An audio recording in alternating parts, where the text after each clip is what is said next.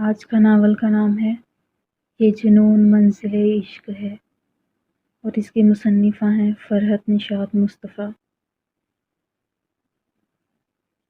ثنا Sikandar attention ہو جاؤ، کچھ ہی دیر میں کنووکیشن سٹارٹ ہو جائے گا اور تم ابھی تک نیند کے سمندر میں غوطے کھا رہی ہو۔ ڈیزی اس کا شانہ جھنجھوڑتے ہوئے بولی، یار کب شروع ہوگا یہ کنووکیشن؟ میں تو کھڑے کھڑے اکڑ گئی ہوں۔ ڈسکوری والوں پہ اتنا برا وقت آ گیا ہے کہ کنووکیشنز کی بھی کوریج کریں۔ ثنا منہ بناتے ہوئے بولی، مس ثنا، شاید آپ یہ بھول رہی ہیں کہ ہم یہاں کس تھیم کے لیے آئے ہیں، اور یہ تمہاری پہلی کور سٹوری ہے ڈسکوری کے لیے۔ ڈیزی ڈیجیٹل نوٹ بک پہ نگاہ ڈالتے ہوئے بولی، اوکے بابا، آئی نو، بٹ ہم اپنی سٹوری کے لیے ان سے بعد میں بھی مل سکتے ہیں۔ آئی مینز ان کی انٹرویوز کر لیں گے۔ ثنا کچھ نروس ہوتے ہوئے بولی۔ ڈیزی نے اس کا نروس ہونا محسوس کیا، اپنا ٹیبلٹ سائڈ پہ رکھا اور ثنا کے دونوں ہاتھ تھام لیے۔ You know Sana, us cover story کے لیے مونیکا نے تمہیں کیوں سلیکٹ کیا؟ بیکاز یہ موٹیویشنل سٹوری اس عورت کی ہے جو ایک ایسے سسٹم سے تعلق رکھتی ہے جہاں عورت کو بیسک نیڈز تک حاصل نہیں، اور ایسے میں یہ lady, she is a quite symbol of miracle. تمہیں معلوم ہے یہ اس لیڈی کی سیکنڈ ڈاکٹریٹ ہے، اور سب سے اسپیشل بات، اس کے بیٹے نے بھی اس کے ساتھ ڈاکٹریٹ کیا ہے۔ دونوں کو ایک ساتھ ہی ڈگری ملے گی۔ What a moment! وہ پاکستانی ہے اور تم بھی۔ جس طرح تم سٹرگل کر کے یہاں تک پہنچی ہو، تم سے اچھا اس سٹوری پہ اور کوئی کام نہیں کر سکتا۔ تمہارے پاس ایک ونڈرفل چانس ہے کہ تم بتا سکو اپنے کنٹری کے بارے میں کہ پاکستان کا رائٹ سین کیا ہے۔ وہ تو ہے، بٹ میں بہت نروس ہوں۔ ثنا خوف زدہ سی تھی۔ او کم آن، میں تمہارے ساتھ ہوں، ڈیزی نے اسے تسلی دی۔ ثنا سکندر اور ڈیزی مائیکل دونوں کا تعلق ڈسکوری سے تھا۔ ڈیزی تو باقاعدہ ڈسکوری کی امپلائی تھی، مگر ثنا ٹرائل بیسس پہ تھی۔ پنجاب یونیورسٹی سے ماسٹرز کے بعد وہ لندن آ گئی تھی۔ صحافت اس کا شوق تھا، جنون تھا۔ وہ سٹرگل کر کے یہاں پہنچی تھی۔ مونیکا ایڈیگر ان کی ہیڈ تھی۔ اس نے ثنا کو quiet colours of lady of the east کی تھیم دیتے ہوئے کہا تھا، مشرق میں بہت اسرار ہے ثنا سکندر، جو دکھتا ہے وہ ہوتا نہیں، اور جو ہوتا ہے وہ دکھتا نہیں۔ تم مشرق والے اپنے راز آسانی سے نہیں کھولتے، اس لیے میں چاہتی ہوں مشرق ہی مشرق کے مقابل آئے۔ تم اس سٹوری پہ کام کرو تو بتاؤ مشرق کی اڈوریبل لیڈیز کون کون ہیں؟ مونیکا پیپر ویٹ گھماتے ہوئے بول رہی تھی۔ محترمہ فاطمہ جناح، جنہوں نے پاکستان کی محبت میں اپنی ذاتی زندگی قربان کر دی۔ بے نظیر بھٹو، جو اپنے کاز کے لیے فیملی سے دوری کا گھونٹ پی لیتی ہے۔ ثنا بول رہی تھی۔ ثنا، عام عورت کی خاصیت کی بابت بتاؤ، جن کی خاصیت عام نہ ہو۔ ایسے تو پھر مدر ٹریسا، گاندھی فیملی کی لیڈیز بھی ہیں، مونیکا بولی۔ ثنا ایک لمحے کے لیے چپ ہو گئی۔ کتنی خواتین ہوں گی اس وقت پاکستان میں جو محدود وسائل میں سروائیو کر رہی ہیں اور ہر میدان میں آگے ہیں۔ تم جو نام لے رہی ہو وہ اس وقت ایک دنیا جانتی ہے، مگر کیا تم ایک ایسا نام جاننا چاہو گی جسے دنیا تمہارے ذریعے جانے؟ مونیکا اس کی طرف جھکتے ہوئے بولی۔ Y not? ثنا نے کہا۔ یہ دیکھو، مونیکا نے پروجیکٹر کی طرف اشارہ کرتے ہوئے کہا۔ یہ تو کیمبرج یونی ہے، ثنا حیرانگی سے بولی۔ یس مائی ڈیئر، کل کیمبرج کا کنووکیشن ہے اور تمہیں وہیں مل سکو گی ونڈرفل لیڈی الہ فضلان شاہ سے۔ مونیکا اٹھتے ہوئے بولی۔ تمہیں باقی ڈیزی گائیڈ کر دے گی، یہ کہہ کر مونیکا چلی گئی تھی۔ اس لیے اب ثنا اور ڈیزی کیمبرج کے کنووکیشن ہال میں تھیں۔ او ثنا، لک، وہ آ رہے ہیں دونوں ماں بیٹا۔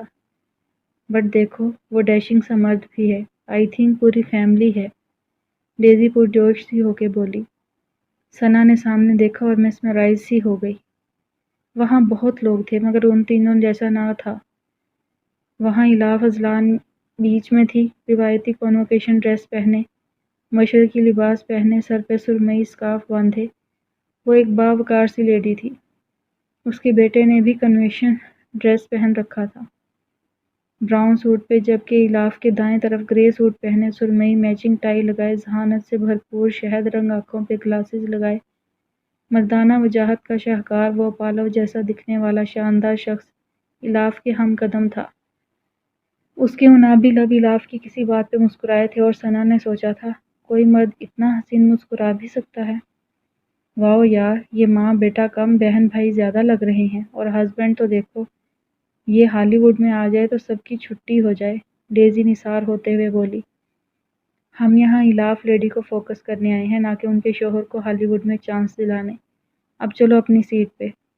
ثنا ڈیزی کو آگے دھکیلتے ہوئے بولی، جو اب بھی پلٹ کے انہیں ہی دیکھے جا رہی تھی۔ کانوکیشن سٹارٹ ہو چکا تھا۔ ڈگریز اسٹوڈنٹس کو ملتی، وہ اپنی سپیچ کرتے اور پھر آگے سلسلہ چلتا۔ لیڈیز اینڈ جینٹلمینز، آج کا دن کیمبرج یونی کے لیے یوں بھی خاص ہے کہ اکنامکس کی فیلڈ میں آج جو ڈاکٹریٹ دی جا رہی ہے اس میں 2 اسٹوڈنٹس ایسے ہیں جو ماں بیٹا ہیں۔ دونوں نے ایک ہی فیلڈ میں ریسرچ کیا، اور as you know ladies first, so Miss Ala Fazlan Shah come on and take your degree. Dean کی بات پہ حال تالیوں سے گونج اٹھا تھا۔ الاف اپنی جگہ سے اٹھ کے اسٹیج تک آئی، ڈگری لی اور ڈائس تک آئی۔ دونوں ہاتھ ڈائس پہ ٹکائے وہ مسرور سی مسکرا رہی تھی، چاند جیسے روشن چہرے پہ مسکان۔ سو الاف، واٹ ڈو یو فیل؟ کیا کہیں گی آپ؟ کسے دیں گی کریڈٹ؟ میزبان پوچھ رہا تھا۔ اللہ، میں شکر گزار ہوں اس کی جس نے میرا وسیلہ پیر اذلان شاہ بنایا۔ اگر میری زندگی میں آپ نہ ہوتے تو یہ الاف محبوب ہی رہ جاتی۔ آپ انگریز کیا کہتے ہیں، ہر کامیاب مرد کے پیچھے ایک عورت کا ہاتھ ہوتا ہے، تو میری کامیابی کے پیچھے ان کا ہاتھ۔ میرے عشق کا جنون، میری زندگی کا نور آپ ہیں۔ الاف کا لہجہ عقیدت سے بھرپور تھا۔ عشق کا جنون محترمہ، ہم انگریز عشق نہیں جانتے، مگر اتنا ضرور جانتے ہیں آپ کا سفر اتنا بھی آسان نہیں ہوگا۔ بہت کچھ قربان کرنا پڑتا ہے جنون کی راہ میں۔ ٹھیک کہا آپ نے، سفر مشکل سہی، مگر ہم سفر ہی مسیحا ہو تو تھکن محسوس نہیں ہوتی۔ اپنا مسیحا خود ڈھونڈنا پڑتا ہے، چھاؤں میں بیٹھنے کے لیے شجر خود اگانا ہوتا ہے۔ میری منزل سامنے اور مسیحا ساتھ ہے۔ تلاش، کوشش اور جستجو کے ساتھ یقین کا دیا ہو تو منزل مل ہی جاتی ہے۔ الاف نے اس نوٹ کے ساتھ سپیچ ختم کی اور سٹیج سے اتر گئی تھی۔ ہال میں تالیوں کی گونج تھی اور فلیش لائٹس کی جھلملاہٹیں تھیں۔ سب ان دونوں کو دیکھ رہے تھے۔ کیا بانڈنگ ہے ان میں، مشرق میں بھی کمال ہے۔ بیویوں کو شوہر ایسے سپورٹ کرتے ہیں، سب یہی سوچ رہے تھے۔ کوئی ان لمحوں کی گرد بھی نہ پا سکا تھا جنہوں نے الاف کی زندگی میں جہنم کے شعلے دہکا دیے تھے۔ ڈیزی نے ثنا کو دیکھا جو سر جھکائے کاغذ پہ لکھ رہی تھی۔ اس الا فضلان شاہ، جو لڑکی حجاب پہنتی ہے، وہ جس کا شوہر جاگیردار ہے، جو روایتوں سے جڑی زمین سے ہے، جہاں عورت سانس بھی لینے کو ترستی ہے، جہاں مرد عورت کا استحصال کرتا ہے، وہاں الا فضلان شاہ پڑھتی ہے، قدم آگے بڑھاتی ہے۔ اس کا مرد اس کا ساتھ نبھاتا ہے، وہ اسے دھتکارتا نہیں، اس کا سائبان بنتا ہے، وہ اسے جلتی دھوپ میں سایہ دیتا ہے۔ وہ آزاد ہے۔ الا فضلان شاہ روتی نہیں، ہمت ہارتی نہیں، وہ سر جھکاتی نہیں، کیونکہ وقت اور خدا دونوں اس پہ مہربان ہیں۔ کیا لکھ رہی ہو ثنا؟ اتنے آرام سے تم سارا کریڈٹ اس کے شوہر اور قسمت میں ڈال رہی ہو، ڈیزی صدمے سے بولی۔ ہاں تو برا کیا ہے؟ ہمارے معاشرے میں عورت مرد پہ ہی ڈیپینڈ کرتی ہے، کہیں باپ کے روپ میں، کہیں شوہر کے روپ میں مرد کو عورت کا نگہبان مقرر کیا گیا ہے۔ ہاں یہ بھی حقیقت ہے کہ بہت کم مرد عورت کو اس کا حق دیتے ہیں، ثنا جوش سے بولی۔ دیٹس مائی پوائنٹ، مرد مرد ہے اور عورت عورت ہے، لوگ وہی، وقت وہی، رواج اور حالات وہی، مگر قسمت الاف جیسی عورتوں کی ہی کیوں چمکتی ہے؟ ڈیزی سانس لینے کو رکی، پھر بولی، مرد اور عورت کوئی نئی جنس نہیں پیدا ہوئی الاف اور اذلان شاہ کی صورت میں، یہ دونوں توازن کی وہ خوبصورت مثال ہیں جسے ہم مغرب والے تمہارے مشرق کے گاؤں محلوں میں ڈھونڈتے ہیں، اور تم مشرق والے مغرب کے بازار اور کیسینوز میں مرد عورت کو موقع تبھی دیتا ہے جب وہ اس کے رنگ میں رنگتی ہے۔ مرد کی فطرت بڑی عجیب ہوتی ہے، وہ عورت سے جڑا رہتا ہے، بچپن میں ماں سے، جوانی میں بیوی سے، مگر اس عورت سے جو اس کا اندر پڑھ لے۔ مرد اس عورت کے آگے ہی جھکتا ہے جو اس کو سنوار دے، جس میں اس کی ماں جیسی خصوصیت ہو، ورنہ اذلان شاہ تو پورا کڑیل مرد ہے، فیوڈل سسٹم کا جاگیردار، بہت سے مظلوموں کا ناخدا۔ اس کی نرم روئی میں کمال الاف شاہ کی ریاضت کا ہے، جس کا ثمر وہ صرف اسے ہی دیتا ہے، ورنہ ایک سے بڑھ کے ایک چہرہ ہے یہاں، مگر اس کی نگاہ میں صرف الاف ہے۔ اذلان شاہ کا ہر انداز پکار رہا ہے کہ وہ صرف الاف کے لیے یہاں ہے۔ کچھ تو کمال ہے، کوئی تو اصرار ہے۔ مرتبہ یوں ہی تو نہیں ملتا۔ ڈیزی ایک ایک لفظ پہ زور دیتے ہوئے بولی۔ تم کہتی تو ٹھیک ہو، میری کھوج یہی ہے کہ کیسے ہوا ہے یہ سب اتنا کمال، اتنا بانصیب اور بامراد ہونا ایک انسان کے نصیب میں کب آتا ہے؟ ثنا کاغذ سمیٹتے ہوئے بولی۔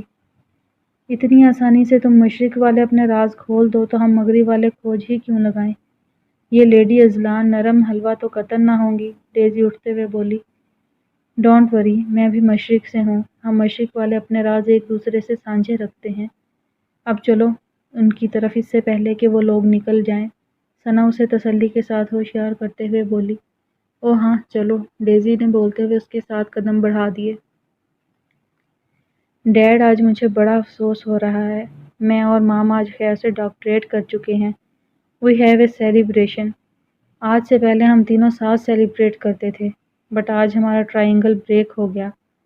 سفیان شاہ افسوس سے سر ہلاتے ہوئے بول رہا تھا۔ کیوں بھائی صفی، ساری سیلیبریشن میں اذلان ہمارے ساتھ ہوتے ہیں تو آج کیوں نہیں؟ الاف نے کہا۔ کیونکہ پاپا ڈاکٹریٹ نہیں ہیں، اور ویسے بھی ماما، ہم جینیس ماں بیٹے کے ساتھ اونلی ماسٹرز پاپا۔ نو، جوڑی جم نہیں رہی۔ سفیان مسلسل اذلان شاہ کو تنگ کرتے ہوئے بول رہا تھا۔ صفی میرے سامنے کہہ رہے ہو تم؟ یہ اس ڈگری پہ نام صرف میرا ہے، مگر یہ بات ہم دونوں جانتے ہیں، ساری ریسرچ رپورٹنگ تمہارے پاپا کی وجہ سے ہی پاسبل ہوئی، ورنہ کیمبرج میں کوئی گھسنے بھی نہ دے ہمیں۔ الاف برا مانتے ہوئے بولی۔ کیا مام، کبھی تو میری سائیڈ لیا کریں، کیا آپ آلویز وائف بنی رہتی ہیں؟ اور پاپا، آپ بھی کچھ بولیں نا۔ لیو می مام، آپ کو نہیں ڈانٹیں گی، سفیان شرارت سے بولا۔ ہمارا وکیل اتنا زبردست ہے کہ ہمیں ضرورت ہی نہیں کچھ کہنے کی، اور صاحبزادے آپ ہماری زوجہ کو کبھی ورگلا نہیں سکتے۔ اذلان شاہ الاف کے چہرے کو نگاہوں کے حصار میں لیتے ہوئے بولے۔ یہ چیٹنگ ہے بھائی، آپ دونوں ہمیشہ میچ فکسڈ کر دیتے ہو، کبھی تو مجھ بیچارے پر رحم کیا کریں۔ کیا سوچا تھا میں نے کہ آج صرف میں اور مام ڈنر پہ جائیں گے آپ دونوں کو لڑوا کے، مگر کہاں بھائی۔ خیر، اے دنیا کے خوبرو ترین مرد، کیا اس پرستان کے شہزادے کو اس کلوپترا ثانی کے ساتھ عشائیہ تناول کرنے کی اجازت مل سکتی ہے؟ سفیان دونوں ہاتھ باندھ کے فریادی لہجے میں بولا۔ الاف کی ہنسی چھوٹ گئی تھی، صفی ایسے ہی رونق لگائی رکھتا تھا۔ شہزادے پہ ہمیں اعتراض ہے، مگر سوچا جا سکتا ہے۔ انفیکٹ ہمیں شام میں برمنگھم جانا ہے، تو تم ڈنر بریک فاسٹ 2 دن تک اس کلوپترا کے ساتھ تناول کر سکتے ہو۔ اذلان شاہ بھی اسی کے لہجے میں بولے۔ ارے اذلان، صفی یوں ہی ہانک رہا ہے، ہم ہمیشہ کی طرح ساتھ ہی سب پلان کریں گے، الاف جلدی سے بولی۔ ارے ایلی، آئی نو، جانتا ہوں اس جوکر کو، مگر کچھ کام ہے ارجنٹ، شیلٹر ہوم سے ریلیٹڈ، پھر کچھ بزنس کے ایشوز بھی، سو ڈونٹ وری، اذلان نے نرمی سے کہا۔ آپ کے ہوتے ہوئے کیا ٹینشن، گڈ لک، اور میرے خیال سے اب چلنا چاہیے، کافی انٹرویوز اور فوٹوز ہو گئے۔ الاف اٹھتے ہوئے بولی۔ یس مام، چلیں گھر چھوڑ دیں آپ کو، پھر ڈیڈ کو بھی چھوڑنا ہے، آپ بھی تھک گئی ہیں۔ سفیان سنجیدگی سے بولا، وہ دیکھ رہا تھا کیسے صحافیوں کی بارات اور سوالات نے الاف کو گھیر رکھا تھا۔ ایکسکیوز می، آواز پہ سفیان نے پلٹ کے دیکھا، وہ 2 لڑکیاں تھیں، journalist. No more interview, we are going, Sufyan rudely بولا۔ لیڈی اذلان، ہم ڈسکوری سے ہیں، مونیکا سے آپ کی بات ہوئی تھی، ہماری کمٹمنٹ ہے۔ ثنا سفیان کی بات نظر انداز کرتے ہوئے بولی۔ او یس، بٹ اب ہم جا رہے ہیں، آپ یہ کارڈ رکھ لیں، میٹنگ ٹائم فکس کر لیں گے آپ۔ یہاں تو اپنا کام پورا کر لیا نا آپ نے؟ الاف اخلاق سے بول رہی تھی۔ او تھینک یو، ہم آپ سے جلد کانٹیکٹ کریں گے، یہاں تو کام ہو گیا، کیا آپ لوگ ایک فیملی فوٹو دیں گے؟ ڈیزی پروفیشنل مسکراہٹ سے بولی۔ ابھی جو وہاں پورا پورٹ فولیو شوٹ ہوا ہے، تو آپ دونوں کیا سو رہی تھیں؟ سفیان ناگواری سے بولا۔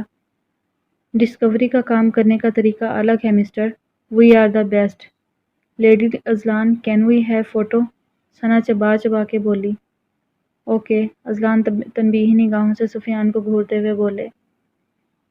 فوٹو سیشن کمپلیٹ ہوا تو وہ لوگ وہاں سے چل دیے، اور ثنا تو جیسے پھٹ پڑی۔ نخرہ دیکھا تھا اس گھونچو کا، ایٹیٹیوڈ تو یوں دکھا رہا تھا جیسے اس کا انٹرویو کرنا ہے، بندر کہیں کا۔ جیسے ہم ڈسکوری سے نہیں نیشنل جیوگرافک سے آئے ہوں۔ 4 گھنٹے سے یہاں سڑ رہے ہیں اور وہ چوہا بول رہا تھا نو مور انٹرویو، جیسے یہی سننے آئے تھے ہم۔ اور ثنا کم آن بی پروفیشنل، چلو مونیکا کو رپورٹ بھی کرنا ہے۔ ڈیزی نے اس کی بات پہ کان بھی نہیں دھرا۔ ادھر سفیان نے تفتیش شروع کر رکھی تھی۔ یہ کیا چکر ہے مام ڈسکوری کا؟ وہ لوگ موٹیویشنل سٹوری پہ کام کر رہے ہیں، اس لیے تمہاری مام کا انٹرویو کرنا چاہتے ہیں۔ اذلان شاہ ڈرائیونگ سیٹ سنبھالتے ہوئے بولے۔ اس کا مطلب ہے وہ آپ کی پوری ہسٹری کھنگالیں گے۔ کتنی اذیت ہوگی مام کو۔ جو گزر گیا سو گزر گیا۔ خدا خدا کر کے مام کی آزمائشیں ختم ہوئی ہیں۔ How you could allow this bullshit? Sufyan برہمی سے بولا۔ ایسا ہی حساس تھا وہ الاف کے لیے، اس کے ایک ایک زخم کا گواہ تھا وہ۔ ڈونٹ وری، تمہاری ماں بچی نہیں ہے، اسے معلوم ہے کہ کیا بات کرنی ہے اور کس طرح کرنی ہے، اذلان شاہ ناگواری سے بولے۔ صفی، جب تمہاری ماں نے اس وقت اپنے دکھوں کا اشتہار نہیں لگایا تو اب تمہیں لگتا ہے الاف یہ کام کرے گی؟ ہمارے مسئلے ہماری جاگیر ہوتے ہیں، انہیں چوباروں پہ نہیں گھر کی چار دیواری میں حل کیا جاتا ہے۔ الاف اذلان شاہ کو اپنی عزت کرانی آتی ہے اور اپنا مان رکھنا آتا ہے۔ الاف مضبوط لہجے میں بولی۔ I am proud of you مام۔ آپ کی آنکھوں میں گزرے وقت کی پرچھائی آنسو بن کے چمکے میں برداشت نہیں کر سکتا۔ سفیان جذباتی ہوتے ہوئے بولا۔ جس ماں کا بیٹا تم جیسا ہو، اس ماں کی آنکھوں میں ماضی کی گرد نہیں، مستقبل کے خواب ہوتے ہیں، اجلے روشن خواب۔ الاف صفی کی پیشانی چومتے ہوئے بولی۔ تو آپ کا اگلا خواب کیا ہے؟ اذلان ماحول کا بوجھل پن کم کرتے ہوئے بولا۔ فی الحال تو آئس کریم کا خواب، بس میں اور صفی اور آپ کی برازیلین کافی، الاف مزے سے بولی۔ یعنی شوہر ہونے کے ناطے مجھے ہی جیب ڈھیلی کرنی ہے؟ یار صفی، مدد کراؤ باپ کی، اذلان مصنوعی بے چارگی سے بولے۔ نو وے ڈیڈ۔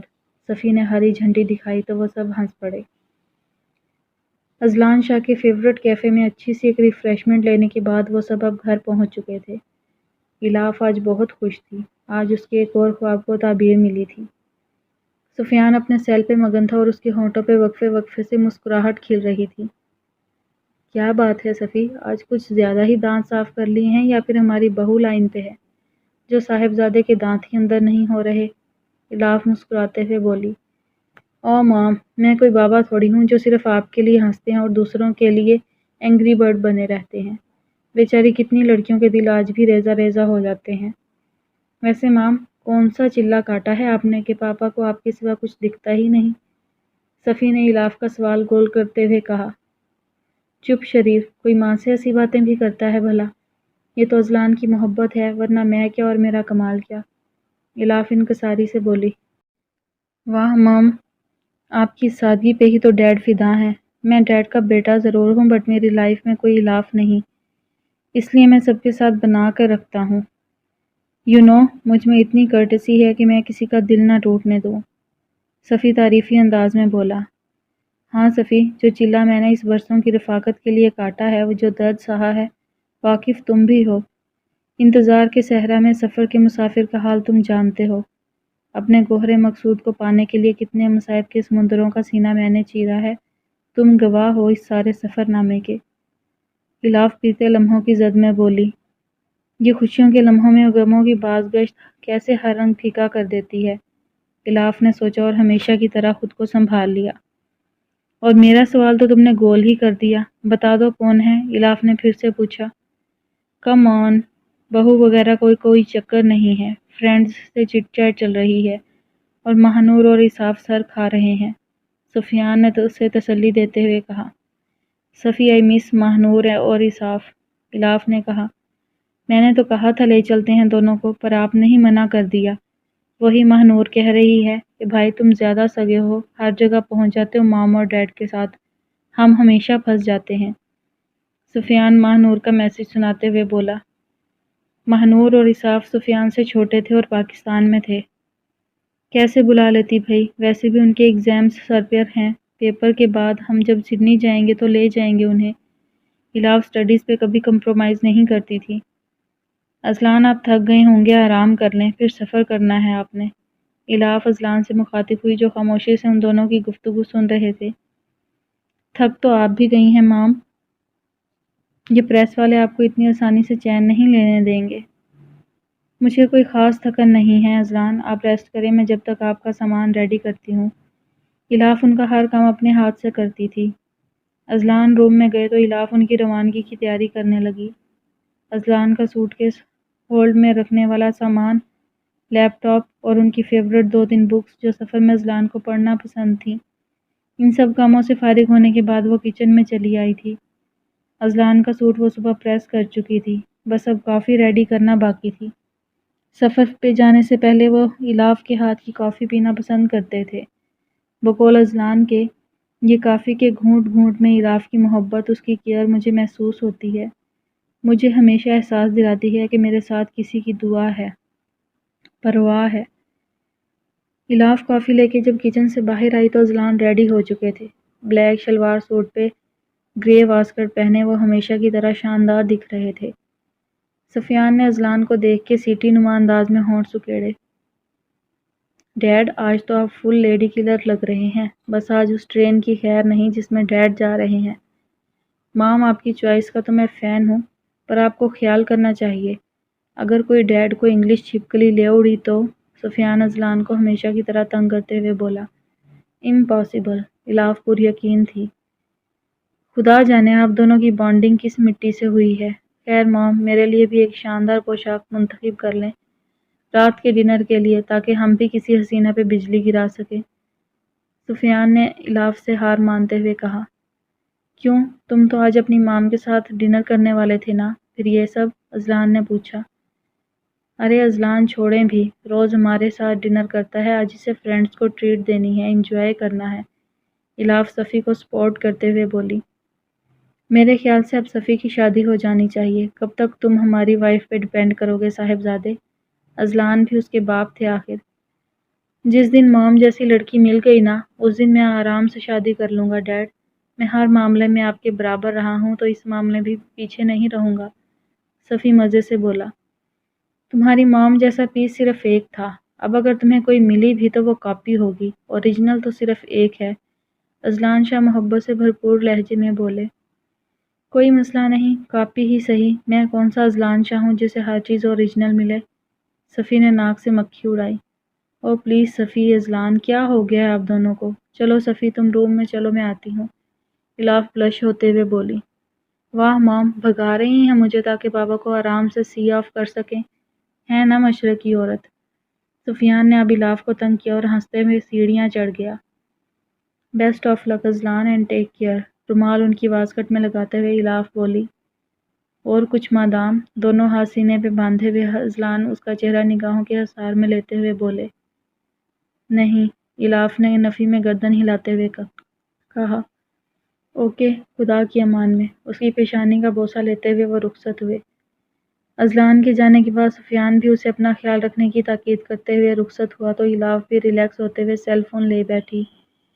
مہنور اور اساف کو کال کرنے کے لیے ثنا کے میسیجز بھی تھے۔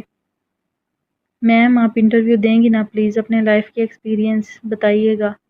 میں انٹرویو ضرور دوں گی ثنا، اس لیے نہیں کہ مجھے شہرت کی چاہ ہے، بلکہ اس لیے کہ دنیا جان سکے کہ ارادے مضبوط ہوں تو رسم و رواجوں کی چٹانوں کے بیچ سے ہی راستے نکالے جاتے ہیں۔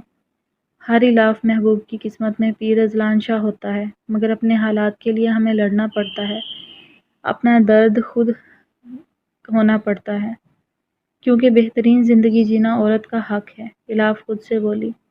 الاف کو وہ ماضی یاد آنے لگا جس راضیہ، اٹھ بھی جاؤ اب، اس سے پہلے کہ میں تم پہ ٹھنڈا پانی پھینکوں، کالج سے دیر ہو رہی ہے، اٹھو، مرو اب، اور میرا عبایا کہاں ہے، مل نہیں رہا؟ الاف غصے سے بولی۔ ایک تو کالج سے دیر، اوپر سے راضیہ کے نخرے۔ میں کالج نہیں جا رہی، اور تمہارا عبایا دھونے کے لیے ڈالا تھا، ٹھنڈ لگ رہی تھی اس لیے پانی سے نکالا ہی نہیں، راضیہ مزے سے بولی۔ مرو تم، میں اب کالج کیا پہن کے جاؤں گی، آج اتنا ضروری ٹیسٹ تھا اور اتنی ہی بری خبریں مل رہی تھیں۔ میرا پہن لو، جواب حاضر تھا۔ تمہارا وہ بھڑکیلا عبایا پہنوں، وہ بھی میں؟ الاف صدمے سے بولی۔ تو کون سا اپنی اترن دے رہی ہوں، نہ پہنو، ایسے ہی چلی جاؤ، اور سن لینا اماں کی باتیں، ادھار رکھنا تو راضیہ نے سیکھا تھا ہی نہیں۔ اچھا، الاف مرے مرے انداز میں بولی۔ اس کی خودداری پہ چوٹ پڑی تھی۔ کوئی اور ٹائم ہوتا تو وہ راضیہ کو بتاتی، جسے نہ پڑھنے کا شوق تھا نہ کسی اور ڈھنگ کے کام کا، مگر الاف محبوب کے لیے پڑھائی ہی وہ سیڑھی تھی جس پہ چڑھ کے وہ آگے بڑھنا چاہتی تھی۔ سنو الاف، یہ فولڈر مایا کو دے دینا، راضیہ نے کہا۔ ہرگز نہیں، کہاں ڈھونڈوں گی اسے میں؟ اور یہ میرا بیگ کہاں ہے؟ الاف نے دو باتیں ایک ساتھ کیں۔ پلیز، اچھی کزن نہیں ہو، اور بیگ بھی دھلنے کے لیے ڈالا ہے۔ راضیہ اسے زبردستی فولڈر تھماتے ہوئے بولی۔ تو بی بی یونیفارم کا احسان کیوں کیا، وہ بھی ڈال دیتی، الاف تب کے بولی۔ او ہو، بس کرو، دیر ہو رہی ہے تمہیں، جلدی کرو ورنہ اماں تمہیں گھر بٹھا لیں گی، راضیہ نے اسے ڈرایا۔ الاف اس پہ نفرین بھیجتی جلدی سے راضیہ کا عبایا پہنے، بیگ لٹکائے، فولڈر ہاتھ میں پکڑے باہر کو نکلی۔ تھوڑا انتظار کرنا چھٹی میں، مایا چھٹی کے ٹائم گیٹ پہ ملے گی تمہیں، راضیہ پیچھے سے بولی۔ اچھا مامی، خدا حافظ، میں جا رہی ہوں، دیر ہو رہی ہے، الاف صحن میں بیٹھی مامی سے بولی۔ ہاں بی بی، جاؤ، انتظار ہو رہا ہوگا وہاں تمہارا، ایک دن نہیں جاؤ گی تو دنیا کا کاروبار ٹھپ، مامی تنزیہ بولی۔ سارا کام کر تو دیا ہے، پھر آج راضیہ گھر پہ تو ہے نا، الاف بولی۔ ہاں بھئی، ہم ماں بیٹی ہیں نا تمہاری خدمتوں کے لیے، جاؤ بی بی، اپنا راستہ ناپو، کسی سردار کی جان نشین نہ ہو تو۔ مامی لگتا تھا ماموں سے لڑ کے بیٹھی تھی، اس لیے تختہ مشق الاف کو بنایا۔ الاف کالج جانے سے پہلے صفائی اور ناشتہ نپٹاتی تھی، پھر بھی مامی کو اعتراض تھا اس کے روز جانے پہ۔ ماموں خدا حافظ، باہر آتے ماموں کو دیکھ کے الاف بولی۔ کالج جا رہی ہو بیٹا، خیر سے جاؤ، کسی چیز کی ضرورت تو نہیں؟ ماموں شفقت بھرے لہجے میں بولے۔ ایک ماموں کا دم ہی تو غنیمت تھا الاف کے لیے۔ نہیں ماموں، بس دعا کیجیے گا، آج بہت ضروری ٹیسٹ ہے، الاف کہہ کر باہر نکل گئی۔ خدا ہر امتحان میں کامیاب کرے الاف تمہیں، ماموں نے اسے دل سے دعا دی۔ ہماری اکثر دعاؤں کا اثر نہ جانے کتنے لمحوں کی اذیت کے اثر کو زائل کر دیتا ہے، یہ ہمیں خود بھی معلوم نہیں ہوتا، اس لیے دعا کو مصیبت پہ بند باندھنا بھی کہا جاتا ہے، اور دعا کا حکم بھی اس لیے ہے۔ کام ہو گیا؟ کمرے کی کھڑکی سے الاف کو باہر کالج جاتے دیکھ کر راضیہ نے دونوں ہاتھ جھاڑتے ہوئے کہا۔ اندر آتی مامی چونک گئی۔ کون سا کام؟ اور تو کمبخت آج پھر کالج نہیں گئی؟ وہ الاف ایک دن دیکھنا افسر بن جائے گی اور تو یوں ہی نالائکی دکھاتی رہنا، مامی چڑھتے ہوئے بولی۔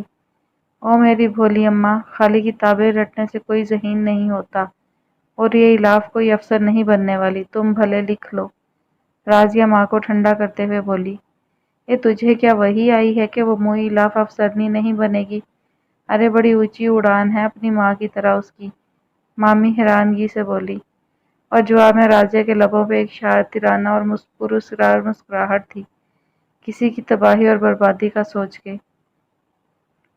الاف بوجھل دل کے ساتھ گھر سے نکلی تھی، مامی کی تنزیہ باتیں کوئی نئی بات نہ تھی الاف کے لیے، یہ ان کی عادت تھی، مگر جب وہ بیچ میں اس کے ماں باپ کو گھسیٹتی تھی تو الاف کو بہت دکھ ہوتا تھا۔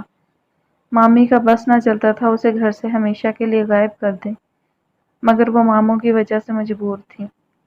گلیوں سے ہوتی ہوئی الاف چوڑی سڑک کے کنارے پہنچ چکی تھی، جسے کراس کر کے سامنے کالج کی عمارت تھی۔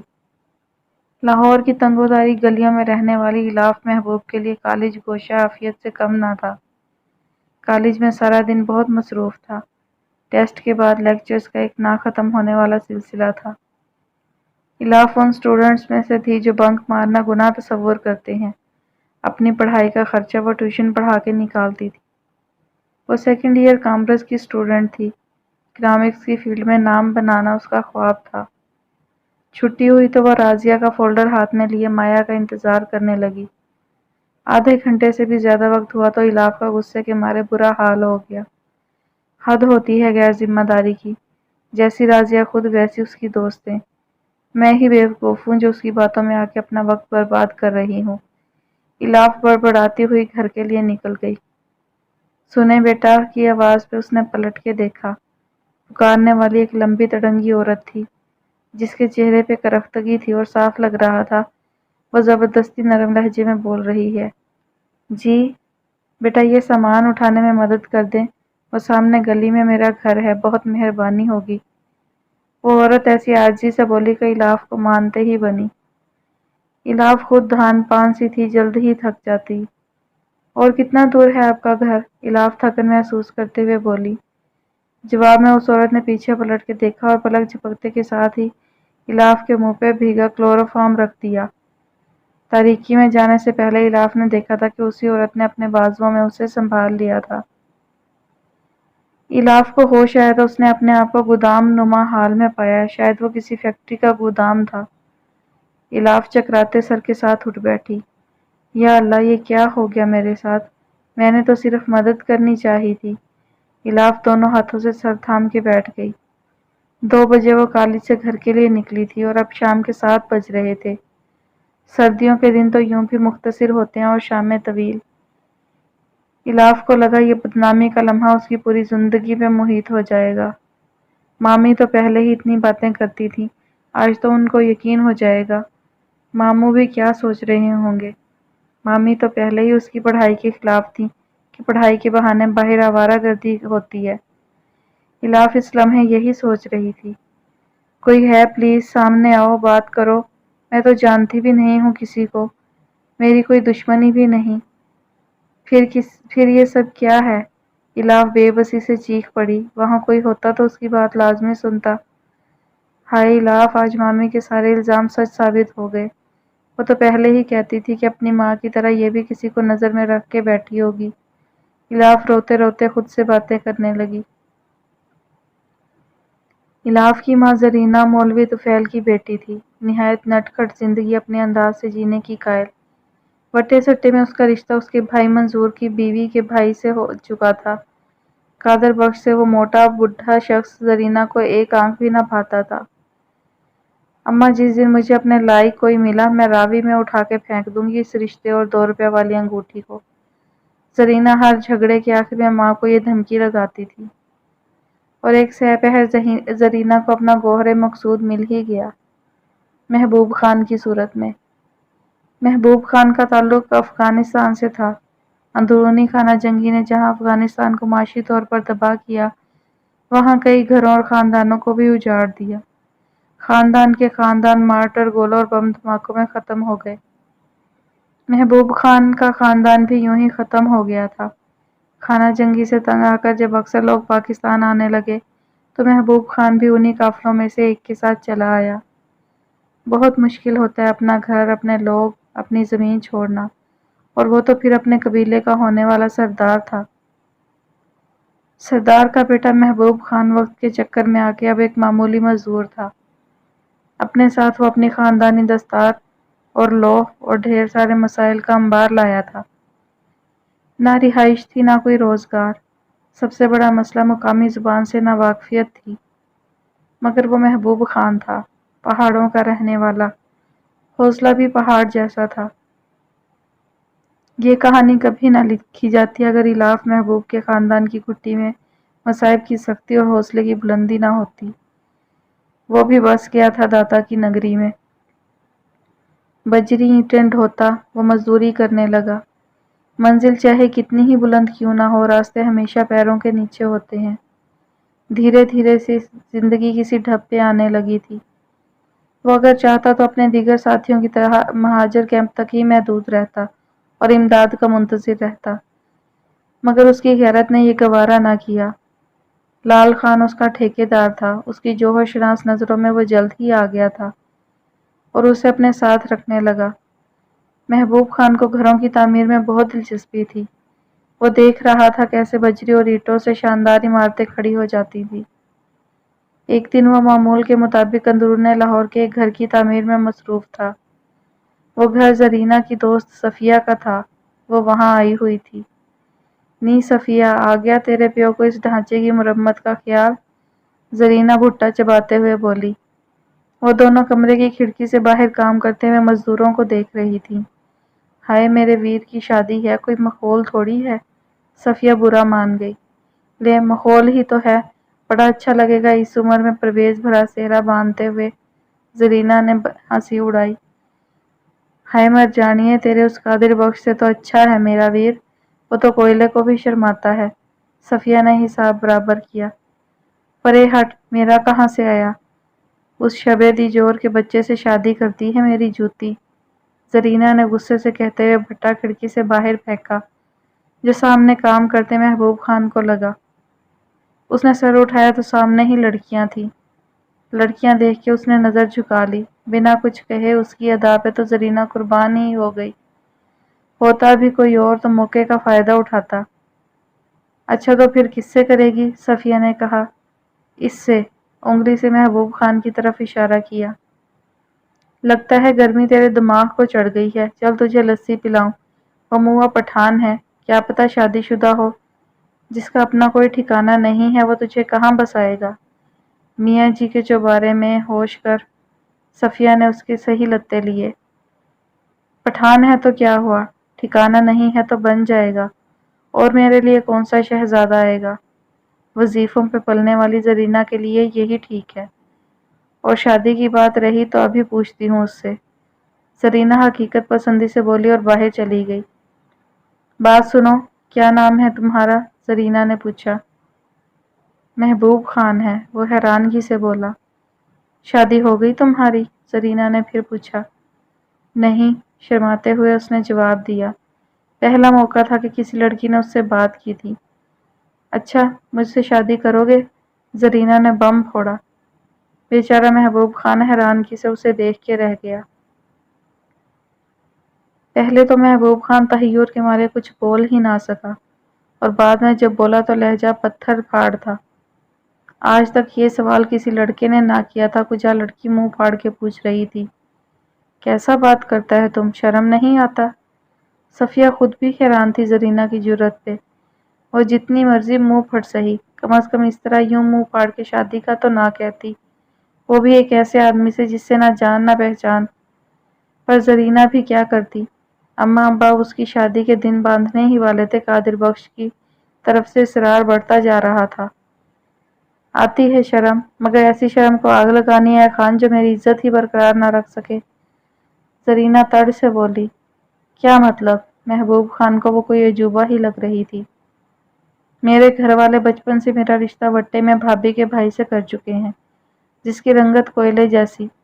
میں سمجھوتا کر بھی لیتی، مگر اس کی عیاشی اور جواری والی حرکتیں اس کی شکل پہ سیاہی کی دھونی دیتی ہیں۔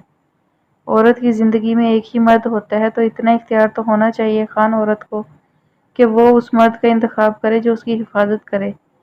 تیرا مجھ کو یوں نظریں جھکا لینا خان میرے دل میں تیری جگہ بنا گیا۔ اب تو بتا، کرے گا مجھ سے شادی؟ زرینہ آج تخت یا تختہ کا فیصلہ کر چکی تھی۔ ہم کیسے شادی منائے تمہارے ساتھ؟ عورت کا بات جس سے ہو شادی بھی اسی سے ہوتا ہے۔ ہم تمہارے لیے دعا کرے گی، وہ تمہارا مرد تمہارے حق میں اچھا کرے۔ محبوب خان صاف گوئی سے بولا۔ خان مشورہ نہیں، فیصلہ سناؤ۔ اپنی بات کرو، تم کہاں کے پیر ہو جو تمہاری دعاؤں سے وہ فرشتہ ہو جائے گا؟ بچپن سے دیکھتی آ رہی ہوں، آج تک نہیں بدلا۔ اس سے شادی کرنے سے بہتر ہے میں راوی میں کود جاؤں۔ کیا فائدہ ایسے شخص سے شادی کرنے کا جو میری عزت ہی نہ کر سکے؟ جس دن مجھے وہ جوئے میں ہار گیا اس دن مولوی طفیل کی عزت ہیرا منڈی کی عزت ہوگی۔ بول خان، کیا کہتی ہے تیری غیرت؟ زرینہ نے آنکھ میں آنسو بھرتے ہوئے اپنا دل کھول کے رکھ دیا۔ اس کے آنسو محبوب خان کو اپنے دل پہ گرتے ہوئے محسوس ہو رہے تھے۔ چہرے کی سرخی اور بڑھ گئی تھی۔ آنسو عورت کا سب سے بڑا ہتھیار ہیں، جن کے آگے بڑے بڑے سکندر ٹک نہیں پاتے، تو وہ کیا تھا؟ اس کی تربیت میں عورت کی عزت کرنا شامل تھا، اور زرینہ کی باتوں نے اسے بتایا تھا کہ دنیا میں ایسے مرد بھی ہوتے ہیں جو عورت کو عیاشی کا ذریعہ سمجھتے ہیں صرف۔ کیسا بات کرتا ہے تم؟ ہم سے پوچھو زندگی کا قیمت۔ زندگی بہت اچھا ہوتا ہے، مرنا بہت مشکل۔ ہم سوچے گا، ہمارا کوئی گھر ہے نہ ماں باپ، ہم تم کیسے شادی منائے گا آخر؟ محبوب خان نے اپنا مسئلہ اسے بتایا۔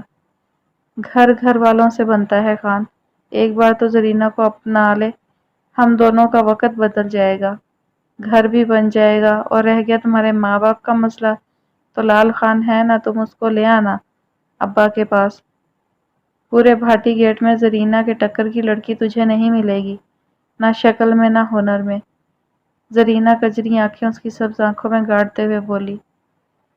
تمہارا باپ کیا سوچے گا کہ ہم کیسا آدمی ہے، نہ کوئی ٹھکانہ ہے اور نہ کوئی گھر والا، اور آ گیا شادی کا بات کرنے۔ محبوب خان الجھا بولا۔ بات سن محبوب خان، مجھے نہیں معلوم کہ مجھے تیری طرف کون سی کشش کھینچ رہی ہے، تیری دلیپ کمار جیسی شکل یا زاہدوں والی سیرت، مگر میں تیرے راستے اور زندگی میں جائز طریقے سے آنا چاہتی ہوں۔ تیرے پاس کل شام تک کا وقت ہے، نہیں تو پرسوں دوپہر تک تجھے مولوی کی بیٹی کے جنازے کی خبر مل جائے گی۔ زرینہ اسے دھمکی دے کے چلی گئی تھی اور پیچھے محبوب خان سر پکڑ کے بیٹھ گیا تھا۔ شام میں جب لال خان آیا تو محبوب خان کو دیکھ کے پریشان ہو گیا تھا، جو سر پکڑے بیٹھا تھا اور کام سارا ادھورا پڑا تھا۔ اے لڑکا، کیا بات ہے، جھگڑا تو نہیں ہو گیا کسی سے؟ سارا کام یوں ہی پڑا ہے، تمہاری شکل پہ اتنا پریشانی کیوں ہے؟ لال خان اس کے پاس بیٹھ کے بولا۔ جواب میں محبوب خان نے ساری بات بتا دی۔ توبہ توبہ، کیسی لڑکی تھی، ذرا شرم نہیں آیا تم کو چھیڑتے ہوئے؟ لال خان توبہ توبہ کرتے ہوئے بولا۔ ایسا مت بول کاکا، وہ بہت صاف دل کا لڑکی ہے، اس نے ہم کو شادی کا بولا ہے، چھیڑا نہیں ہم کو۔ محبوب خان اس کی صفائی دیتے ہوئے بولا۔ لال خان نے اس کی شکل کو غور سے دیکھا، اس پہاڑوں جیسے شخص سے محبت کا دریا بس پھوٹنے ہی لگا تھا۔ تو کیا چاہتا ہے اب، تم کرے گا اس سے شادی؟ لال خان نے اس کی مرضی جاننا چاہی۔ کاکا، ہم بھی چاہتا ہے ہمارا گھر ہو، گھر والی ہو، بچے ہوں، مگر ابھی تو ہمارا کوئی ٹھکانہ ہی نہیں ہے، اور وہ پاگل لڑکی بولتا ہے کہ تمہارے پاس کل تک کا وقت ہے۔ ہم کیا کریں، ہم اسے یوں نہیں مرنے دے گا۔ ان ہاتھوں نے بہت لاشیں اٹھائی ہیں، بہت جنازے دیکھے ہیں، اب ہم کسی اور کو یوں مرنے نہیں دے گا۔ محبوب خان دل گرفتگی سے بولا۔ او بچے، یہ عورت چیز ہی ایسا ہے، جذباتی قوم، ہمارا گھر تمہارا گھر ہے، تم ہمارے ساتھ رہنا، ہم تمہارے ساتھ جائے گا اس مولوی کے پاس، ہم ہیں نا، تو کیا غم ہے؟ لال خان نے اسے تسلی دیتے ہوئے کہا تو محبوب خان احسان مندی سے اس کے گلے لگ گیا۔ زرینہ گھر لوٹی تو اسے کسی پل قرار نہ تھا، جلے پیر کی بلی کی طرح پورے گھر میں چکراتی پھرتی۔ نہ سلائی میں دل لگ رہا تھا، نہ سوئی میں سکون، نہ نازوں سے آج کوئی جھڑپ ہوئی، نہ اماں سے تو تڑاک۔ نی زرینہ، کی گل ہے، کب سے دیکھ رہی ہوں ماری ماری پھر رہی ہے، پیٹ میں تو درد نہیں ہو گیا تیرے؟ اماں حیرانگی سے بولی۔ پیٹ میں نہیں، دل میں درد ہو رہا ہے اماں، پتہ نہیں وہ سنگ دل پٹھان جس کے سامنے اپنا آپ کھو لائی ہوں، میرے بارے میں سوچے گا بھی یا نہیں؟ زرینہ بڑبڑائی۔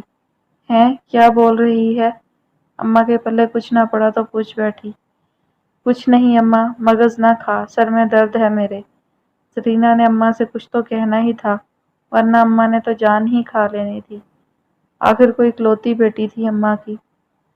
شام سے رات ہو گئی، ابا اور بھا منظور گھر لوٹ آئے تھے۔ زرینہ چپ چاپ رسوئی کی کھڑکی سے ابا اور بھائی کے چہرے پہ نہ جانے کیا کھوج رہی تھی۔ زرینہ کہاں ہے؟ ابا نے حقہ گڑگڑاتے ہوئے پوچھا۔ ہونا کہاں ہے، رسوئی میں ہے، سر میں درد ہے اس کے۔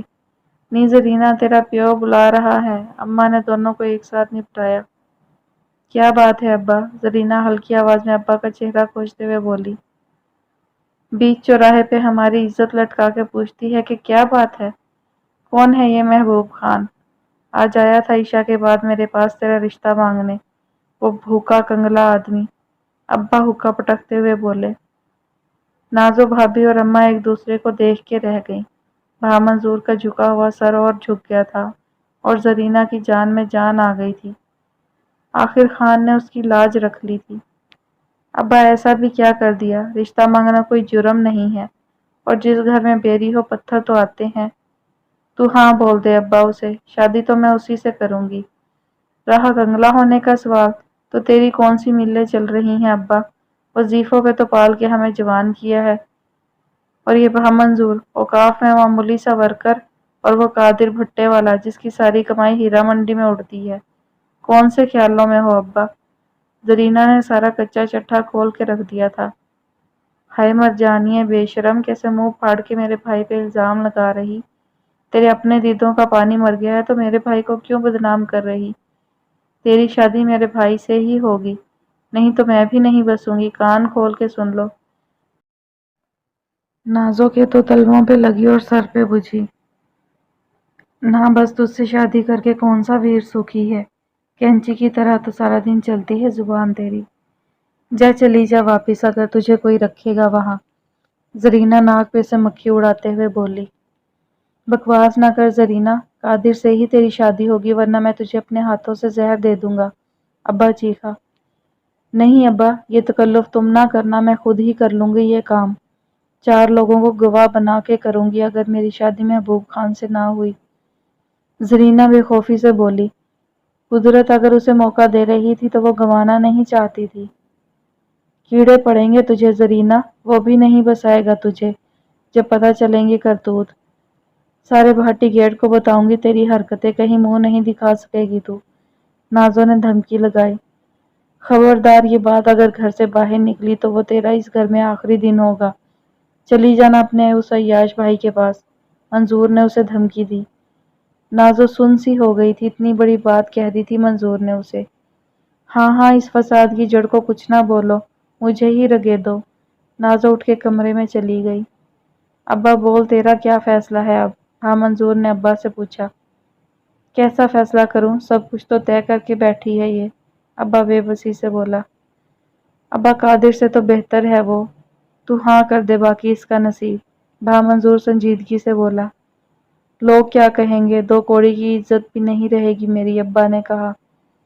وہ تو تب بھی نہیں رہے گی مولوی صاحب جب زرینہ اپنی منمانی کرے گی، اپنی اکو ایک دھی کا سوچ مولوی، وہ مر جائے گی مگر قادر کی ڈولی میں نہیں چڑھے گی۔ اماں کو بھی بیٹے کی بات سن کے حوصلہ ملا تھا۔ ٹھیک ہے، ابا نیم رضامندی سے بولا، کچھ بھی تھا زرینہ اس کی لاڈلی بیٹی تھی، اور یوں زرینہ اور محبوب خان کا ملن ہو گیا تھا۔ نازو نے اسے بہت سنائی تھی، وہ میکے کی کمزوری کی وجہ سے خاموش تھی، اس لیے دل میں ہی آگ دبا رکھی تھی۔ رخصت ہو کے زرینہ لال خان کے گھر آئی تھی۔ محبوب خان توقع سے بڑھ کے اچھا شوہر ثابت ہوا تھا، زرینہ اس کی ہر بات مانتی تھی۔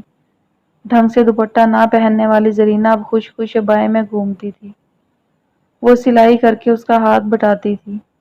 محبوب خان کو اعتراض تھا مگر زرینہ نے یہ کہہ کر چپ کرا دیا تھا کہ ہم ہمیشہ لال خان کے گھر میں نہیں رہیں گے، اپنا گھر ہو جائے تو سلائی چھوڑ دوں گی۔ شادی کے 1.5 سال بعد الاف کی آمد ہوئی تو وہ اپنے گھر میں شفٹ ہو گئے تھے۔ الاف ہو بہو دونوں کی کاپی تھی، رنگت اور آنکھیں باپ کی اور تیکھے نقش ماں کے لیے تھے۔ وہ اپنے باپ کی طرح نرم روح تھی، زرینہ کی طرح نہ تھی، زندگی بہت سکون سے گزر رہی تھی، مگر کچھ لوگوں کی زندگی میں خوشیوں کی عمر مختصر ہی ہوتی ہے۔ اس صبح محبوب خان الاف کے ساتھ بہت لاڈ کر رہا تھا، یہ اس کا روز کا معمول تھا، کام پہ جانے سے پہلے وہ الاف سے یوں ہی لاڈ کرتا تھا۔ بس کر خان، کیا سارا پیار آج کر لے گا، دیر ہو رہی ہے تجھے، زرینہ اسے ٹوکتے ہوئے بولی۔ آج ہمارا دل کرتا ہے زرینہ ہم اسے دیکھتا ہی رہے، اسے یوں ہی پیار کرے، وہ الاف پہ جھکتے ہوئے بولا۔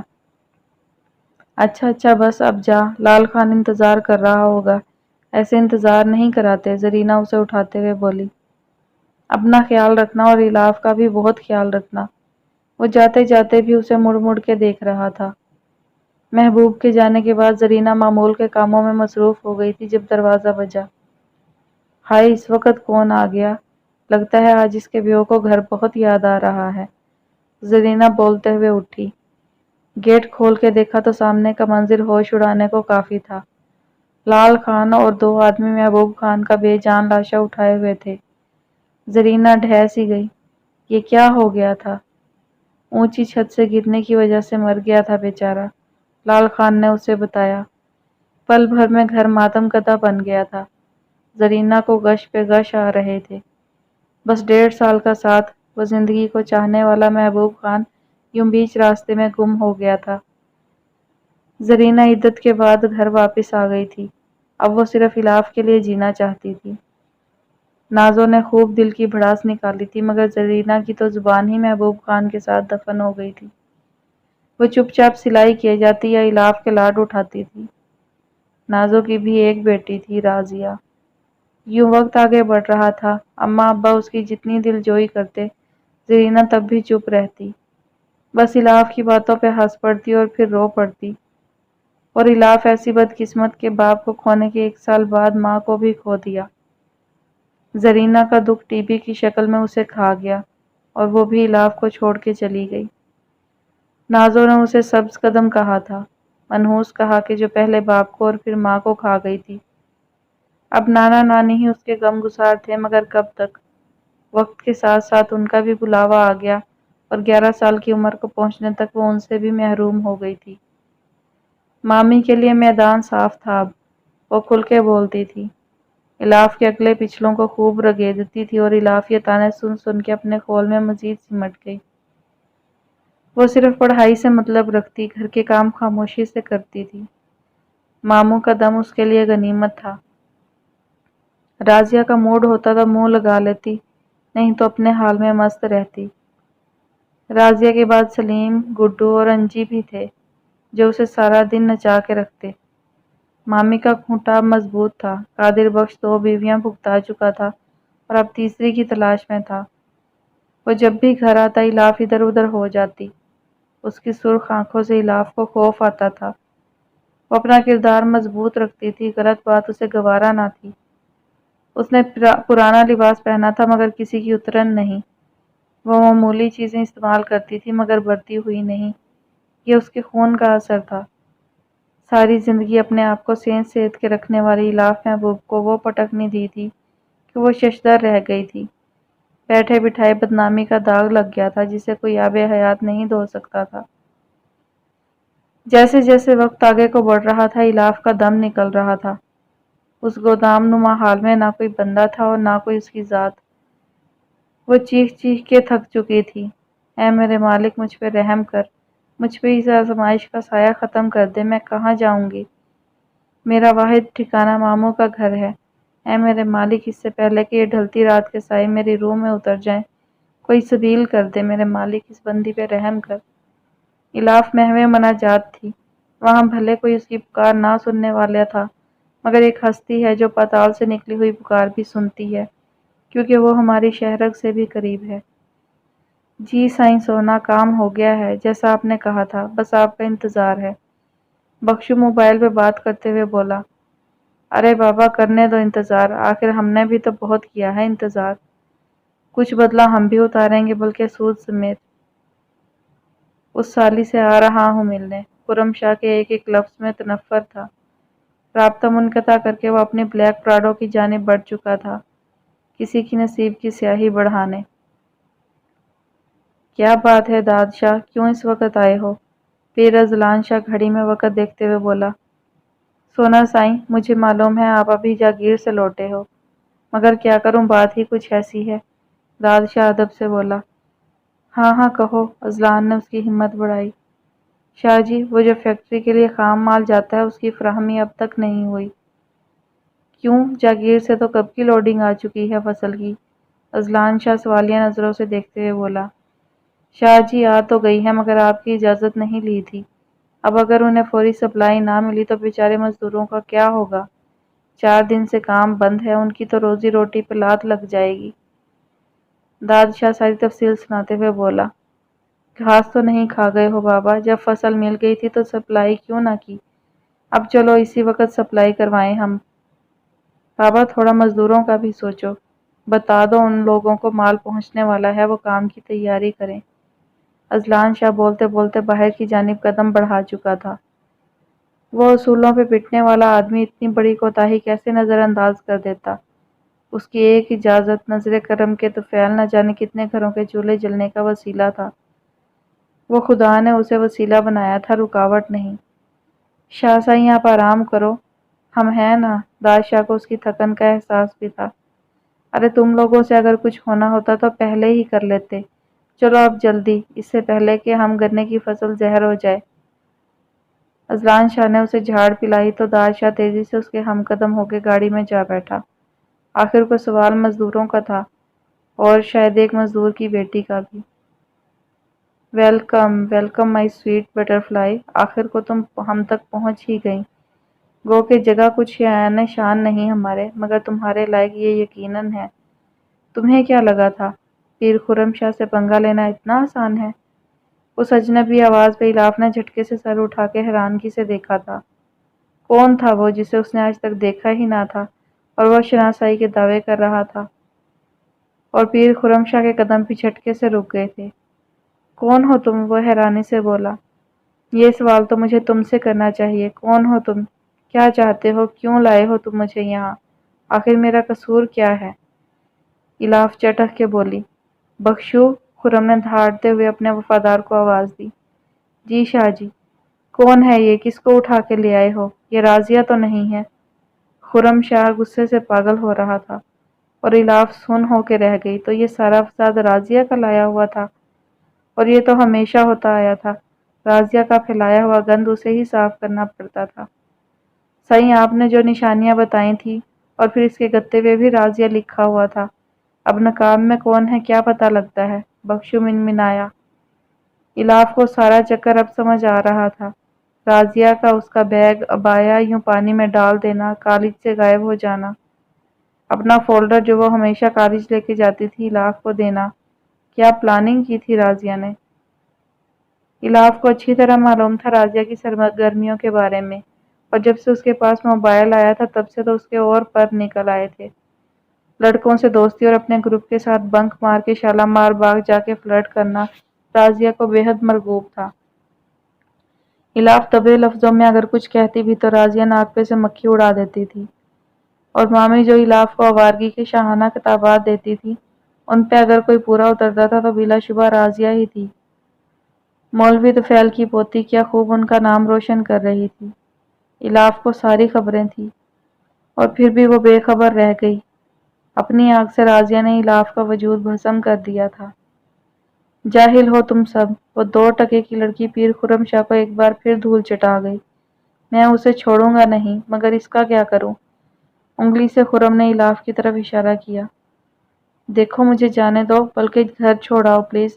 تمہیں نہیں معلوم ایک طوفان آ جائے گا، پہلے ہی بہت دیر ہو چکی ہے۔ تم انہیں سب سچ بتا دینا، خدا کے لیے میں نہیں جانتی راضیہ اور تمہارے بیچ کیا معاملہ ہے، مگر خدا کے لیے مجھ پہ رحم کرو، اگر یہ رات گزر گئی تو میرا جینا مشکل ہو جائے گا۔ الاف منت بھرے لہجے میں بولی۔ شاہ جی کرنا کیا ہے؟ وہ چھوکری نہ صحیح تو یہی صحیح، یہ تو اس سے بھی زیادہ توپشا لگ رہی ہے، اسے بھی دیکھ لینا، ابھی کیوں کفران نعمت کرتے ہو؟ بخشو کے الفاظ تھے یا بچھو کا ڈنگ؟ الاف بے اختیار پیچھے ہوئی۔ وہ جب ہوش میں آئی تھی تو نہ اس کا عبایا تھا نہ کالج بیگ، یہاں تک کہ وہ منحوس فولڈر بھی نہ تھا۔ اپنے کالج یونیفارم کے دوپٹے کو اس نے کچھ اور مضبوطی سے کسا تھا۔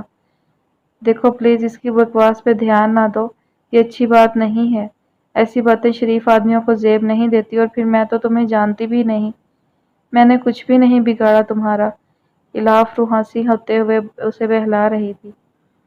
خرم شاہ اس کے انداز پہ ہنس پڑا۔ کمینگی سے اور بے باکی سے الاف کا جائزہ لینے لگا۔ ہاتھ کے اشارے سے بخشو کو جانے کا اشارہ کیا۔ بگاڑا نہیں، مگر تمہاری بات میرا ایمان ضرور بگاڑ رہی ہے۔ جانتی نہیں ہو تو آج رات جان جاؤ گی۔ تمہارا ٹھکانہ ہمارا دل ہوگا اب، اور پھر راضیہ نہ صحیح اس کی بہن ہی صحیح، بربادی کی داستان تو اس گھرانے کے مقدر میں ہے اب، سو شروعات تم سے ہی۔ خرم اس کی طرف بڑھتے ہوئے بولا۔ نہیں ایسا نہیں کرو، تمہیں خدا کا واسطہ، مرد ہی رہو، شیطان نہ بنو۔ الاف کی تو جان پہ ہی بن آئی تھی، وہ تو جیتے جی ہی مر گئی۔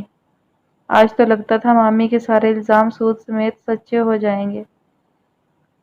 ہاں ہاں کرو منت، چیخو، گڑ گڑاؤ، یہاں کچھ تو ٹھنڈک پہنچے گی۔ خرم نے انگلی سے اپنے سینے کی سمت اشارہ کیا۔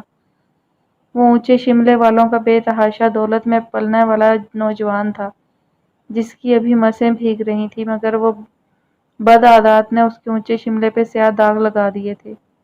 راضیہ کے ساتھ بات جب تک تحفے تحائف اور زبانی کلامی تک تھی تو سب ٹھیک رہا، مگر خرم شاہ کی فرمائش نے راضیہ کے ہاتھوں کے طوطے اڑا دیے تھے۔ فلرٹ کرنا اور بات تھی، اور اپنی عزت اپنے ہاتھوں سے لٹانا، ابھی مولوی طفیل کے خون کا اثر کچھ باقی تھا۔ اس نے جواب میں خرم شاہ کو کرارے تھپڑ اور لاتعداد باتوں سے نوازا تھا، جو خرم شاہ کی گرم خون اور جوانی پہ کھولتے ہوئے لاوے کا کام کر گیا تھا۔ راضیہ کو اس نے دھمکی دی تھی کہ 3 دن میں اگر وہ اسے نہ ملی تو چوتھے دن وہ اسے اٹھا کے لے جائے گا۔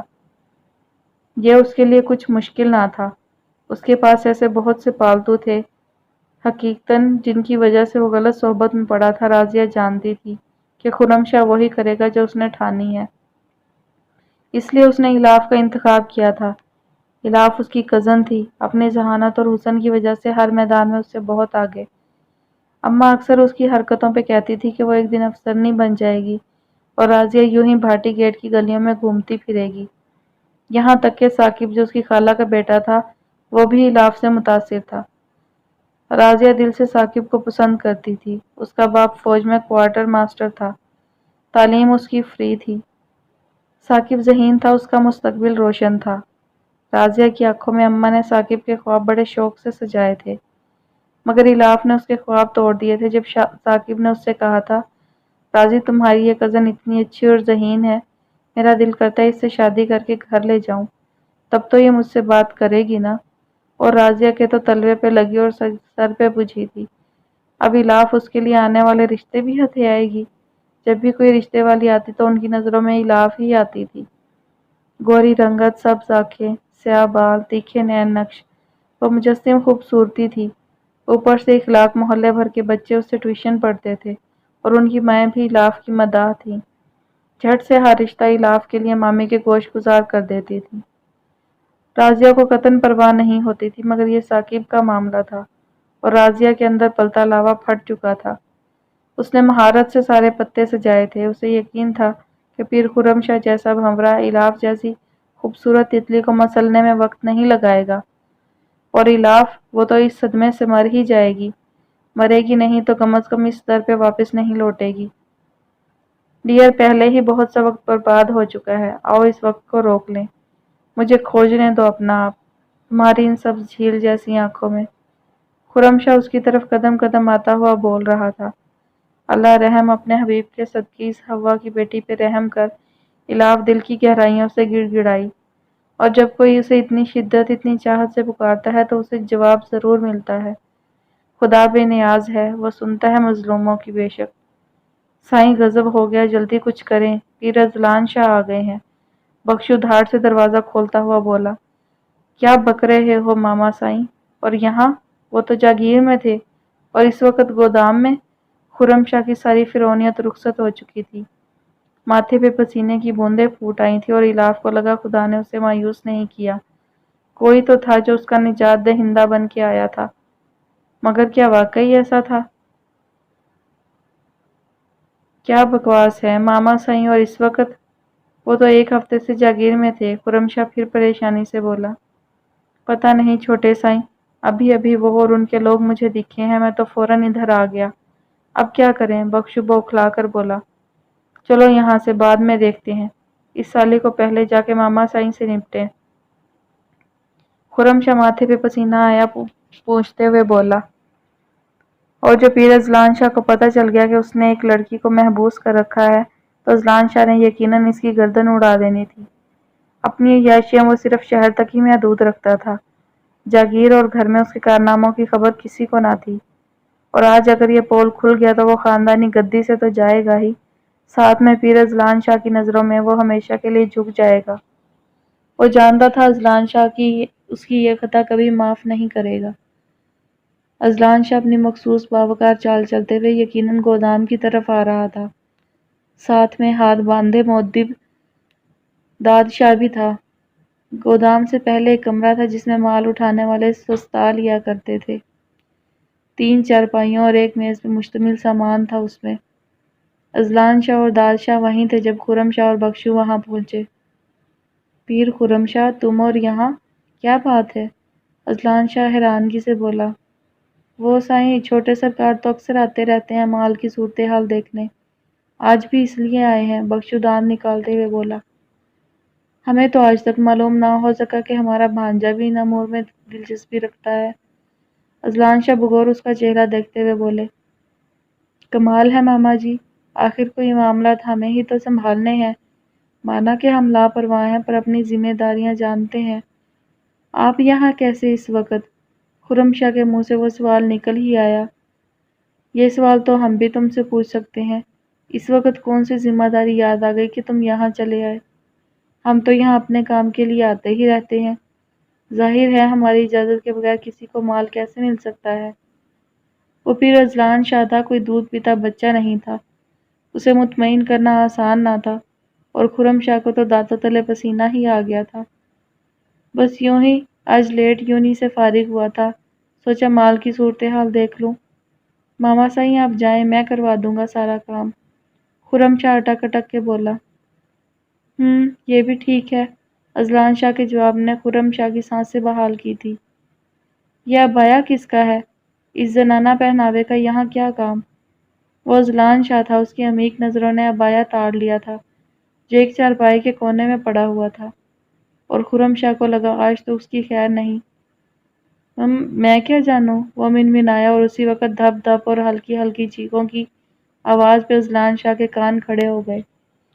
پیر خرم شاہ، تم اس وقت اذلان شاہ کے سامنے کھڑے ہو، سیدھی طرح پورا قصہ سناؤ، کون سا گل کھلانے آئے ہو یہاں؟ اذلان شاہ کڑے تیوروں سے اس سے مخاطب ہوا تھا۔ سائیں مجھے لگتا ہے گودام میں کوئی ہے، میں دیکھوں جا کے، پتہ نہیں کیا ماجرا ہے۔ تاج شاہ کی آواز نے جلتی پہ تیل کا کام کیا تھا۔ خرم شاہ نے اس کو گھور کے دیکھا تھا۔ ماما سائیں سیریسلی مجھے نہیں خبر یہاں کون لڑکی ہے، کہاں سے آئی ہے۔ خرم شاہ کی تو جان ہی نکل رہی تھی، آج اس کی رسی کس دی گئی تھی۔ پر ہم نے تو کسی لڑکی کا ذکر نہیں کیا، اس کا مطلب ہے کسی لڑکی کے چکر میں ہو تم یہاں۔ داد شاہ جا کے دیکھو کون ہے وہ، اذلان شاہ نے اسے حکم دیا۔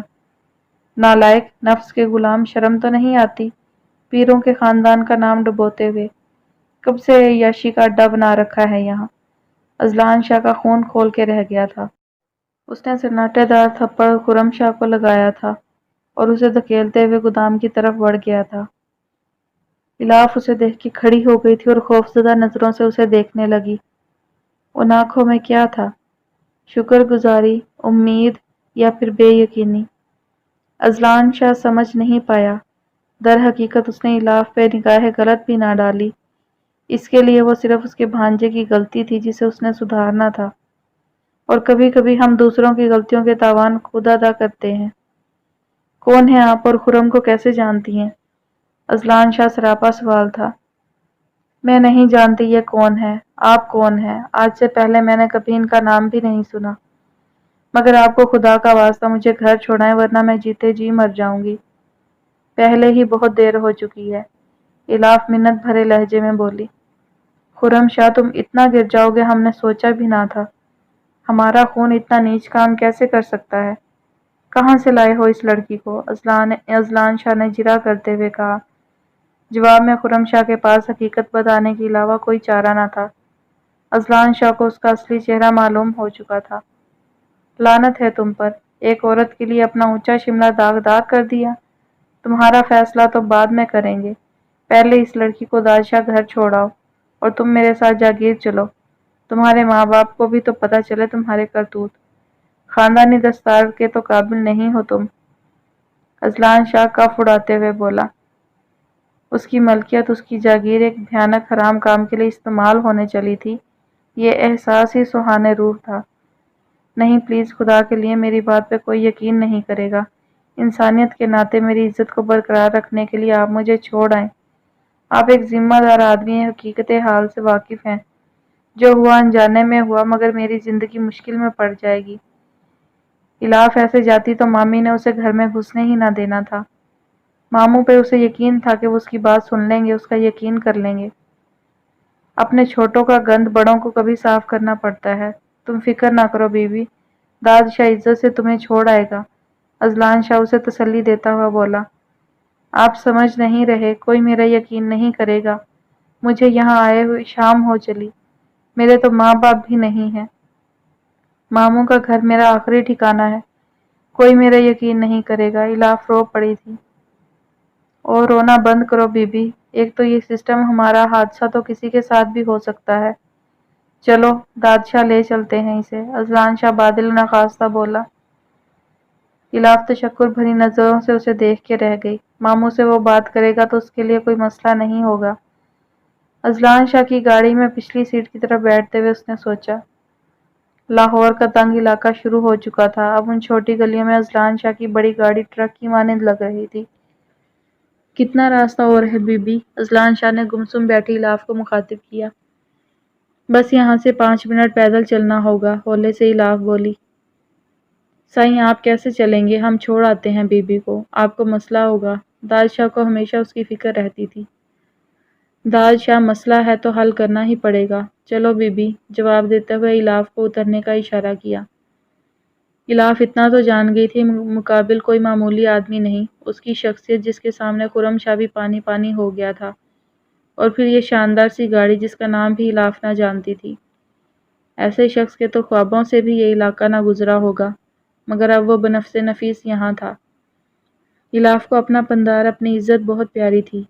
اگر اس شخص کی منت بھی کرنی پڑتی تو وہ کرتی۔ وہی ایک واقف حال تھا اس کی بے گناہی کا۔ چھوٹے چھوٹے مضبوط قدم اٹھاتے وہ اس کے ساتھ احتیاط سے ناک کی سیدھ میں چل رہا تھا۔ پیچھے اس کے ملازم تھے جن کے ہاتھ میں سرچ لائٹ تھی۔ رات کے وقت اس علاقے میں روشنی نہ ہونے کے برابر تھی۔ الاف مرے مرے قدموں سے چل رہی تھی۔ اسے اندازہ تھا مامی نے کوئی ڈرامہ تیار کر رکھا ہوگا، مگر مامی تو اس کی سوچ سے بھی بڑھ کے نکلی تھی۔ آخر کو آج کے ڈرامے کی ساری کہانی اور ہدایت کاری رازیہ کے سر تھی۔ گھر پہنچنے سے پہلے ہی دروازے کے باہر بھیڑ لگی ہوئی تھی۔ کاموں سے آئے ہوئے تھکے ہارے مردوں کے لیے آج کی رات مامی نے خوب اہتمام کیا تھا۔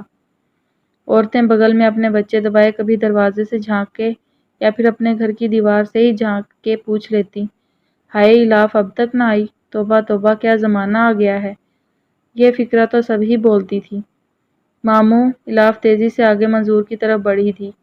اس پورے مجمع میں وہی اس کی ڈھال تھا۔ آ گئی منحوس ماری، منہ کالا کر کے۔ واہ، لوگوں کی ڈھٹائی دیکھو اس بے غیرت کی، یار کو بھی ساتھ لائی ہے۔ ہائے ہائے، میرے جنت مکانی سسر مولوی طفیل کی عزت کو کیا بٹا لگا ہے۔ نازو مامی کو تو آج موقع مل گیا تھا۔ مامی، خدا کے لیے آپ کیسی باتیں کر رہی ہیں؟ ایک حادثہ ہو گیا تھا، یہ گواہ ہیں اس کے۔ انگلی سے اذلان شاہ کی طرف اشارہ کیا۔ حادثہ؟ خوب خوب، اری یہ چونڈا میں نے دھوپ میں سفید نہیں کیا۔ زرینہ کی اولاد اس پہ ناجائے ہو ہی نہیں سکتا۔ اپنی ماں کی طرح تو نے بھی راستے میں کھڑا مرد پسند کر لیا۔ بس تیری ماں مزدور پہ ریچھ گئی اور تو اس سے 2 قدم آگے ہی نکلی۔ مامی نے اسے دھکا دیتے ہوئے صحن میں پھینک دیا تھا۔ خاتون، برائے مہربانی فالتو الزام تراشی نہ کریں۔ ان بی بی کے ماموں کہاں ہیں؟ ان سے بات کرنی ہے مجھے، اذلان شاہ ناگواری سے بولا۔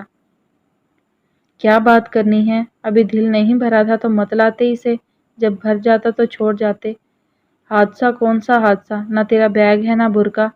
خیر اب اس تکلف کی ضرورت بھی نہیں ہے، دفع ہو جا یہاں سے، تیری وجہ سے میری بچوں پہ بھی نحوست پڑے گی۔ مامی نے پھر اس پہ 2 تھپڑ لگائے۔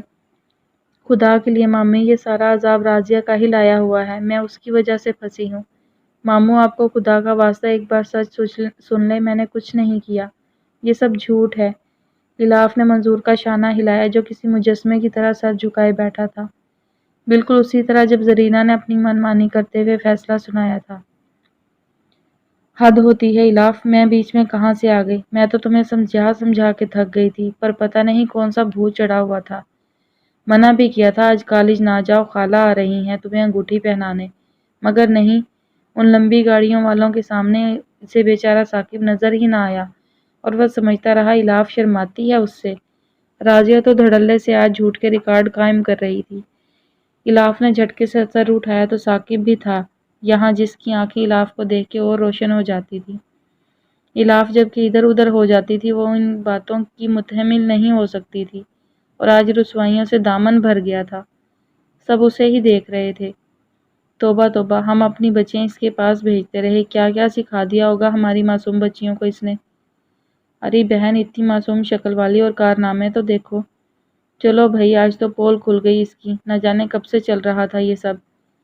وہ سب سنگ باری کر رہے تھے، لفظوں کی، گندے بدبودار سڑے ہوئے لفظوں کی، جنہوں نے کبھی الاف کو سر آنکھوں پہ بٹھایا تھا۔ الاف مرنے لگی تھی یہ سب سن کے، اس کا واحد اثاثہ، اس کی عزت، اس کی خودداری سب ختم ہو رہا تھا، ڈوب رہا تھا لفظوں کی سنگ باری میں۔ میں وہ کس طرح سے کروں بیاں، جو کیے گئے ہیں ستم یہاں، سنے کون میری یہ داستاں، کوئی ہم نشیں ہے نہ رازداں، جو تھا جھوٹ وہ بنا سچ یہاں۔ الاف نے سب کو دیکھا جو چپ تھے، ان کی نظریں چھلنی کر رہی تھیں، اور جو بول رہے تھے وہ مار رہے تھے، گھائل کر رہے تھے۔ ثاقب کی آنکھوں میں بھی بے اعتباری تھی۔ الاف کو چندہ پرواہ نہ تھی، مگر ماموں کی خاموشی اسے مار رہی تھی۔ ماموں آپ بولتے کیوں نہیں؟ خدا کے لیے کچھ تو بولیں، بتائیں انہیں الاف ایسی نہیں ہے، پلیز آپ بتائیں نا اصل بات۔ وہ بیک وقت دونوں سے مخاطب ہوئی۔ کیا کہوں الاف، جب میں جانتا ہی نہیں؟ تو جب چلی گئی تھی تو واپس کیوں آئی؟ میں صبر کر لیتا، اب کیا کروں؟ تو لوٹ آئی ہے تو اب بتا کیا کروں؟ ماموں منظور کے الفاظ تھے یا سور؟ الاف پھٹی پھٹی نگاہوں سے دیکھ کے رہ گئی۔ ماموں آپ بھی؟ الاف کے منہ سے یہی نکلا تھا۔ الاف تجھ پہ بھروسہ کیا تھا، راضیہ سے بڑھ کے چاہا تجھے، تو نے کیا کیا؟ منظور کے ایک ایک لفظ میں دکھ تھا۔ ماموں راضیہ ہی، ابھی بات لبوں میں ہی تھی کہ مامی نے جھٹکے سے اسے ماموں کے پاس سے بالوں سے پکڑ کے گھسیٹا تھا۔ نی مر جانی، اب تو اپنا گند میری دھی کے سر تھوپے گی؟ منظور کر اس کا فیصلہ، مجھے اب یہ برداشت نہیں۔ چوری کے باوجود کتنی ڈھٹائی سے نام لے رہی ہے میری بچی کا۔ مامی کا بس ہی نہ چل رہا تھا اسے کچا چبا جائے۔ بس کریں آپ لوگ، بات یہ نہیں ہے جو آپ سمجھ رہے ہیں۔ اذلان شاہ بھی بولنا شروع ہوا تھا کہ اس کی بات منظور نے کاٹ دی تھی۔ ہم تنگ اور چھوٹی گلیوں میں رہنے والوں کی سوچ بھی چھوٹی ہوتی ہے مائی باپ۔ یہ لڑکی تمہارے ساتھ تھی، کیا کر رہی تھی اور کس حادثے کی بات کر رہے ہو تم لوگ؟ جبکہ یہ بالکل ٹھیک دکھ رہی ہے۔ فیصلہ صاف ہے راضی کی ماں، اب اس کو نکاح کرنا پڑے گا الاف سے، منظور ماموں فیصلہ کن لہجے میں بولے۔ کیا؟ اذلان شاہ کا دماغ بھگ سے اڑ گیا تھا۔ وہ اتنی دیر سے یہ ساری صورتحال دیکھ رہا تھا۔ الاف نے ٹھیک ہی کہا تھا، وہ اس کی بات نہیں سنیں گے، مگر وہ تو اذلان شاہ کی بھی نہیں سن رہے تھے، اس کا بھی یقین نہیں کر رہے تھے۔ نکاح ہی کرنا ہوتا تو یوں ہمارے منہ پہ کالک کیوں ملتے یہ دونوں؟ ارے یہ نہیں بسانے والا، بسانے والے یوں منہ چھپا کے نہیں آتے رات کی تاریکی میں۔ مامی کو آگ ہی لگ گئی تھی۔ نکاح تو کرنا ہی پڑے گا کیونکہ اب الاف یہاں نہیں رہ سکتی۔ الاف کا نکاح ہوگا چاہے کوئی بھی کرے، منظور دھیرے سے بولا۔ ارے گھر کا گند گھر والے ہی صاف کرتے ہیں، قادر ماموں ہے نا بیچارہ، وہ کر لے گا اس سے شادی، ڈھانپ دے گا اپنے نام سے اس کے بے عزت وجود کو۔ راضیہ اسے زندہ قبر میں اتارنے کا تہیہ کر چکی تھی۔ دل میں ڈر بھی تھا کہیں ثاقب کو ہی جوش نہ آ جائے، اس لیے ماں کو خیال دلایا۔ کیوں کروں میں کسی سے بھی نکاح؟ کیا قصور ہے میرا؟ جب میں نے کچھ کیا ہی نہیں تو سزا کیوں مل رہی ہے؟ خدا جانتا ہے کہ میں بے گناہ ہوں، مجھے نہیں چاہیے کسی کی گواہی، نہیں رہنا مجھے یہاں، چلی جاؤں گی کہیں بھی۔ پیر صاحب آپ کی گواہی بھی کسی کام کی نہیں، جائیں آپ یہاں سے، آپ کے عزیز کی غلطی کی سزا مجھے بھگتنی ہے، جائیں آپ۔ الاف پھٹ ہی پڑی تھی۔ کیا سمجھ رہے تھے وہ لوگ اسے؟ بھیڑ بکری کی طرح اسے کس کھونٹے سے باندھ رہے تھے جو الاف کی ماں نے بھی ٹھکرا دیا تھا؟ قادر بخش کی تو لاٹری ہی لگ آئی تھی۔ زرینہ نہ سہی اس کی بیٹی، آج تک زرینہ پانس بن کے اس کے سینے میں چبھتی تھی۔ کیا مداوا ہوگا زرینہ کی بیٹی سے اس کی شادی؟ ہاں لگتا ہے کوئی اور بھی ہے نظر میں، ہماری شرافت دیکھو، اب بھی اسے اپنی عزت بنانا چاہتے ہیں، اور یہ لگتا ہے اور بھی ہیں۔ بتا بے شرم، کتنوں سے یاری ہے تیری؟ جا دفع ہو جا، مامی نے بے نکت سنائی۔ الاف کا دوپٹہ نہ جانے کہاں تھا، بال بکھر چکے تھے، اس کی ایک جھلک نہ دیکھنے والے آج اسے یوں دیکھ رہے تھے، بولی لگ رہی تھی۔ الاف کو لگا زندگی اس سے بھیانک ہو نہیں سکتی۔ نہیں پیر صاحب، آپ یوں نہیں جا سکتے، اپنا فیصلہ سناؤ، ہاں کرو یا نہ، مرد بن کے اس کے وکیل بن کے آئے ہو تو فیصلہ لے کے ہی جاؤ، میں بھی دیکھوں پیروں کا دم خم۔ منظور کے دماغ میں خدا معلوم کیا چل رہا تھا۔ اذلان شاہ کا خون کھول اٹھا تھا، اس کی نفاست پسند طبیعت پہ یوں تماشا گراں گزر رہا تھا، مگر اس قصے کو چھوڑ بھی نہیں سکتا تھا۔ بہرحال زیادتی اس کے گھرانے کی طرف سے ہوئی تھی۔ خرم شاہ کو فون لگاؤ۔ ایک فیصلے پہ پہنچ کے اذلان شاہ نے داد شاہ کو حکم دیا۔ سائیں نمبر نہیں مل رہا، لوکیشن نہیں مل رہی۔ داد شاہ کافی دیر سے نمبر ملا رہا تھا۔ مجھے بخش دیں آپ لوگ، میں نے اپنا معاملہ خدا پہ چھوڑا۔ ماموں مجھے معلوم ہوتا کہ آپ بھی مجھے نہیں سمجھیں گے تو میں لوٹ کے ہی نہ آتی، مر جاتی کہیں۔ میرے لیے کسی کے نام کی بھیک نہ مانگے، میرا ضمیر مطمئن ہے۔ الاف رو رو کے تھک چکی تھی، یہ لوگ اسے کبھی نہیں بخشیں گے۔ وہ کیوں ایسے کام کا انجام بھگتے جو اس نے کیا ہی نہیں؟ چل دفع ہو اندر، 10 منٹ میں بتا مجھے منظور، کہاں دفع کروں اسے، ورنہ 11واں منٹ اچھا نہیں ہوگا تیرے باپ کی روح کے لیے۔ مامی نے تیش میں آ کے اسے ایک بار پھر دھکا دیا۔ سب تماشا دیکھ رہے تھے، کوئی آگے نہ بڑھا تھا اسے بچانے کے لیے۔ اذلان شاہ نے یہ منظر دیکھا اور کسی فیصلے پہ پہنچ گیا۔ میں تیار ہوں الاف سے نکاح کرنے کے لیے۔ اپنی سیاہ چادر سے اس کا وجود ڈھانپتے ہوئے اذلان شاہ نے اسے اپنی نام کی پناہ دینے کا اعلان کیا تھا۔ کبھی نہیں، آج جو ہوا اس میں آپ بھی شریک ہیں، کبھی نہیں کروں گی میں یہ نکاح۔ کیوں کروں ساری زندگی برباد؟ الاف انکاری تھی۔ کیوں کریں وہ ایسے شخص سے شادی؟ ساری زندگی سر جھکا رہے گا اس کا۔ سر اٹھا کے چلنے والی الاف کے لیے یہ جھٹکے بہت شدید تھے۔ پاگل نہ بنو الاف، یہ لوگ تمہیں ہر قیمت پہ سولی چڑھائیں گے۔ اس سے نہ کرو گی تو پھر قادر بخش کے ہتھے ہی چڑھو گی۔ روز روز مرنے سے بہتر ہے ایک بار ہی مر جاؤ۔ یہ آدمی قادر سے بہتر ہے۔ الاف ہوش کرو، تمہیں اب کوئی یہاں قبول نہیں کرے گا۔ رابعہ باجی نہ جانے کب وہاں آئی تھی۔ الاف ان سے پڑھائی میں مدد لیتی تھی اکثر۔ رابعہ باجی، الاف کے حلق میں آنسوؤں کا گولا اٹکا۔ میری جان، خدا کی آزمائشیں ہیں، واویلا نہ مچاؤ۔ کیا پتہ یہ آدمی تمہارا دردگر ہو جائے۔ رابعہ باجی واحد تھی جو اسے تسلی دے رہی تھی، اس کا یقین کر رہی تھی۔ مامی اور راضیہ شاکڈ تھی۔ اذلان شاہ کے اقرار کے بعد سے قادر بخش بل کھا کے رہ گیا تھا۔ وہ اب بے بس تھے۔ اذلان شاہ اکیلا نہ تھا، ساتھ اس کے باڈی مین، اور پھر وہ کیا بساط رکھتا تھا ان کے آگے۔ نکاح خواہ کب آیا، کب نکاح ہوا، اسے پتہ ہی نہ چلا۔ مولوی اس کی رضامندی معلوم کر رہا تھا۔ الاف محبوب ولد محبوب خان، آپ کو پیر اذلان شاہ ولد پیر سلطان شاہ کے نکاح میں بعوض 5 لاکھ حق مہر دیا جاتا ہے۔ قبول ہے؟ قبول ہے۔ یہ نکاح میری عزت نفس کے عوض ہوا۔ قبول ہے۔ یہ نکاح میرے اپنوں کے مان ٹوٹنے کی امید پہ ہوا۔ قبول ہے۔ یہ نکاح میری عزت کے جنازے کے عوض ہوا۔ الاف اقرار کرتے ہوئے سوچ رہی تھی۔ صرف کچھ پل لگے اور الاف محبوب کی زندگی کا نقشہ ہی بدل گیا۔ وہ الاف جسے خوب پڑھنا تھا، اسے زندگی نے کیا سبق دیا تھا۔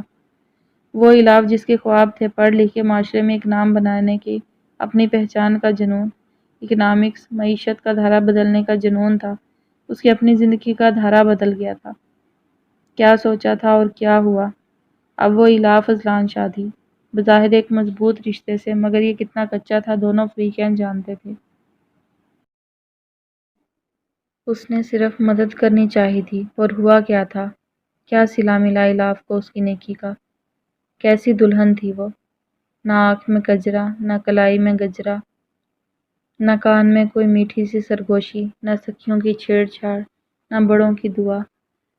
بس اذلان شاہ کے نام کی ردا لپیٹے وہ یہ آنگن پار کر گئی۔ ہاں، سرگوشی ہوئی ضرور تھی اس کے بہت پاس آ کے، کوکہ انجام وہ نہیں ہوا جو میں نے لکھا تھا الاف بیگم۔ مگر کیا ہوا؟ میرے ماموں کی نہ سہی، میری عاشق کے ماموں کی بیوی تو تم بن ہی گئی۔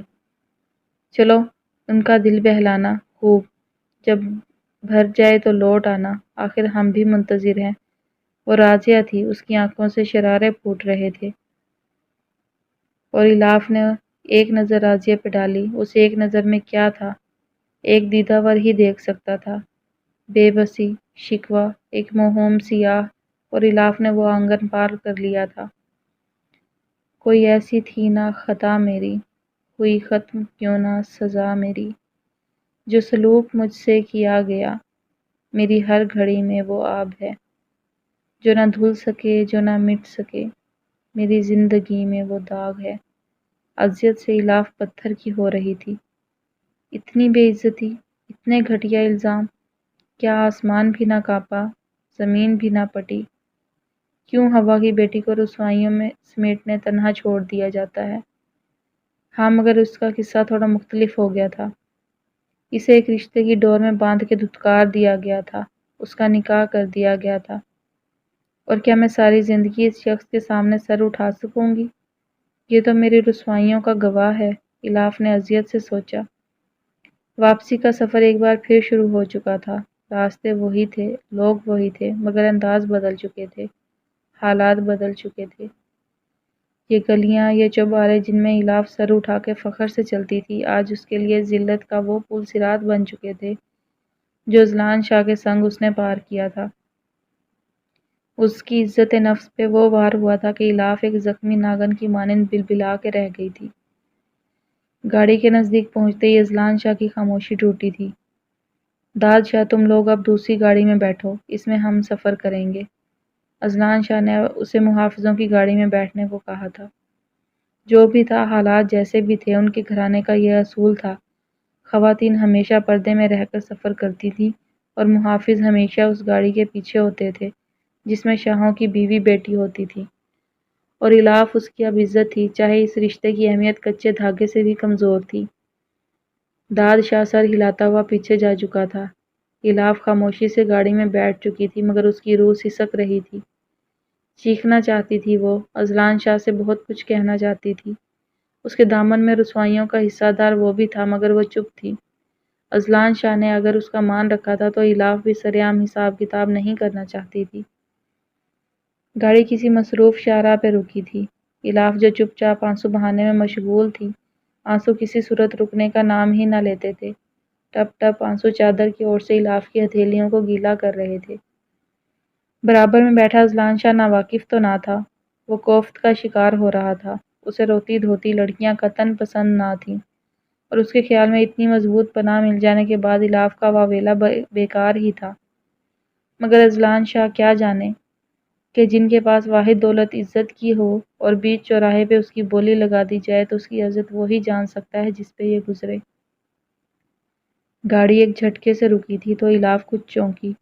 پتہ نہیں کون سی سڑک تھی، گاڑیوں اور لوگوں کا ایک ہجوم تھا، بے فکر ہنستے مسکراتے لوگ۔ الاف کا دل چاہ رہا تھا وہ ایک ایک کو روکے اور پوچھے، دیکھی تم نے ایسی دلہن جس کے جہیز میں بدنامیوں کے ٹوکرے اور بری میں یہ سیاہ چادر جو میرے وجود کو تو ڈھانپتی ہے مگر میری روح پہ بوجھ ہے۔ وہ لوگوں کو گزرتے دیکھ کے نہ جانے کیا کیا سوچتی رہی، اور یہ سفر بھی تمام ہوا تھا۔ گاڑی ایک کشادہ علاقے میں بنے خوبصورت بنگلے کے سامنے آ ٹھہری تھی۔ اذلان شاہ بنا کچھ کہے گاڑی سے اتر آیا تھا۔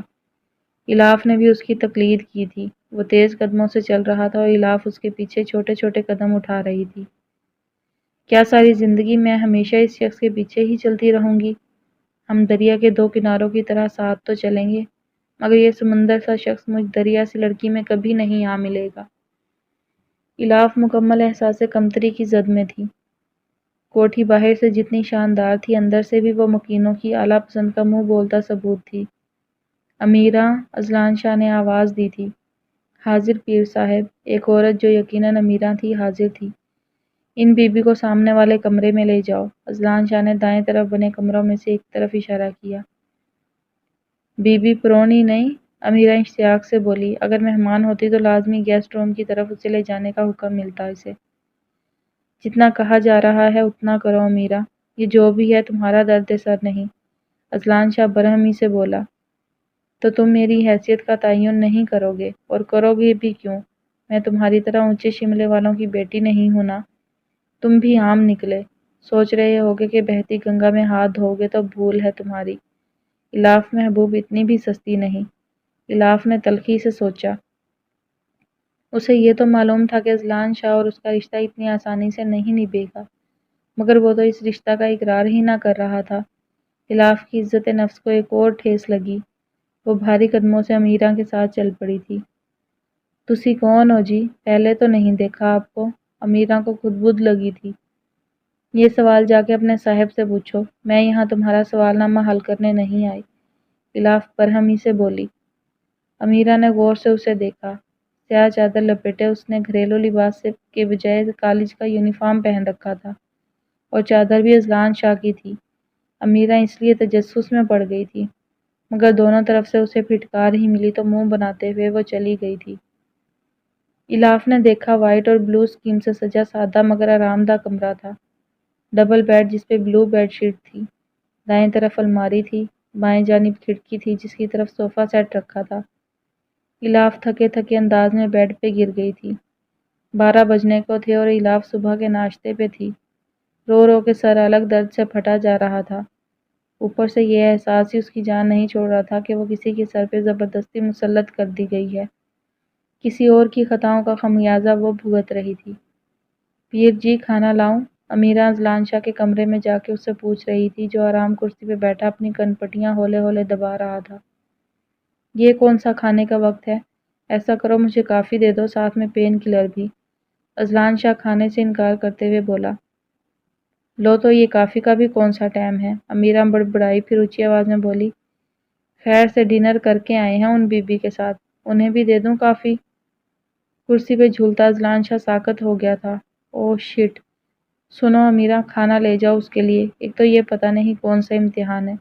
اذلان شاہ بیک وقت متضاد کیفیت کا شکار تھا۔ کبھی الاف سے ہمدردی محسوس ہوتی اور اس سسٹم سے چڑ ہوتی۔ یہ فرسودہ روایات تو خوامخواہ میں الاف کو اس کے سر نہ تھوپا جاتا، اور کبھی اسے الاف پہ غصہ آتا۔ کیا ضرورت تھی اسے کسی کی مدد کرنے کی؟ نہ کرتی آج کے دور میں کون کسی کو پوچھتا ہے؟ اچھا جی، امیرہ سر ہلاتی ہوئی مڑ گئی تھی۔ کھانا لے کے کمرے میں گئی تو الاف اوندھے منہ بستر پہ گری تھی، چادر پھیلا رکھی تھی، حالانکہ کمبل سرہانے ہی رکھا ہوا تھا۔ بی بی کھانا کھا لو، امیرہ اس کا شانہ ہلاتے ہوئے بولی۔ کھانا؟ الاف بڑبڑائی۔ جی کھانا کھاؤ۔ امیرہ کو وہ کسی اور ہی سیارے کی مخلوق لگ رہی تھی جو کھانے کے نام پہ حیران تھی۔ الاف بمشکل اٹھی تھی، دل نہیں چاہ رہا تھا، مگر روح اور جسم کا رشتہ برقرار رکھنے کے لیے پیٹ کا جہنم بھرنا ضروری تھا۔ وہ کھانا کھا کے فارغ ہوئی تھی تو امیرہ برتن لے گئی تھی۔ چائے کا پوچھا تو اس نے بھی ساتھ گولی مانگ لی تھی۔ کون سے درد لگے ہیں ان دونوں کو جو گولی مانگ رہے ہیں؟ امیرہ حیرانگی سے سوچ رہی تھی۔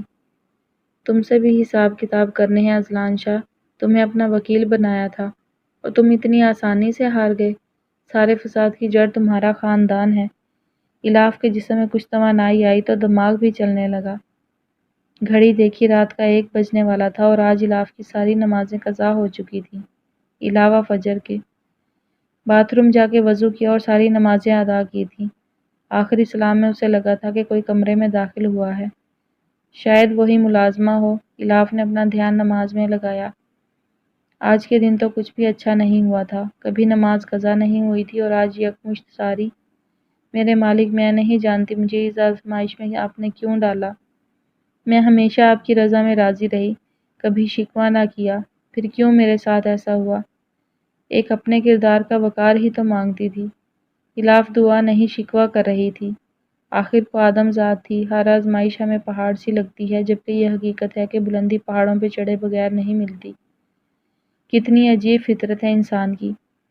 ہم سیراب بھی ہونا چاہتے ہیں اور یہ بھی چاہتے ہیں کہ بارش ہمیں نہ بھگوئے۔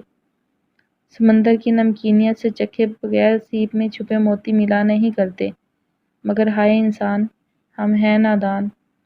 الاف جائے نماز طے کر کے اٹھی تو سامنے اذلان شاہ کو موجود دیکھ کے ساکت رہ گئی۔ یہ یہاں اس وقت کیا لینے آئے ہیں؟ الاف حیرانی سے مڑی۔ آپ؟ الاف نے اتنا ہی کہا۔ ہاں الاف، کچھ باتیں کرنی ہیں تم سے۔ اذلان شاہ بہت سنجیدہ تھا۔ کیا بات کرنی ہے؟ آپ؟ بات کرنے کو رہ کیا گیا؟ جب آپ سے بات کرنے کو کہا تب تو آپ کر نہ سکے، اب کیا بات کریں گے آپ؟ الاف طنزیہ بولی۔ الاف بی بی، وہ لوگ آپ کی نہیں سن رہے تھے، آپ کے ہو کے، تو میں تو پھر باہر کا آدمی تھا، میری کیا حیثیت تھی ان کے سامنے؟ اذلان شاہ سنجیدگی سے گویا ہوا۔ حیثیت؟ ساری بات اس حیثیت کی ہی تو ہے پیر صاحب، آپ اونچے شملے والے کچھ بھی کرتے پھریں، آپ پھر بھی اعلیٰ کردار، مگر ہم بیچارے مارے جاتے ہیں۔ کاش آپ لوگ اپنی اولادوں کو دولت کی فراوانی دینے کے ساتھ عزت کے مفہوم بھی سمجھا پاتے۔ الاف کے ایک ایک لفظ میں تلخی تھی۔ کہنا کیا چاہ رہی ہیں آپ؟ ہم نے مانا کہ آپ کے ساتھ زیادتی ہوئی، مگر اس کا ازالہ ہو چکا ہے الاف بی بی۔ اذلان شاہ تنفر سے بولا۔ بیٹھے بٹھائے 6 فٹ کا ذی حیثیت مرد اسے مل چکا تھا، پھر بھی اس کا نخرہ کم نہیں ہو رہا تھا۔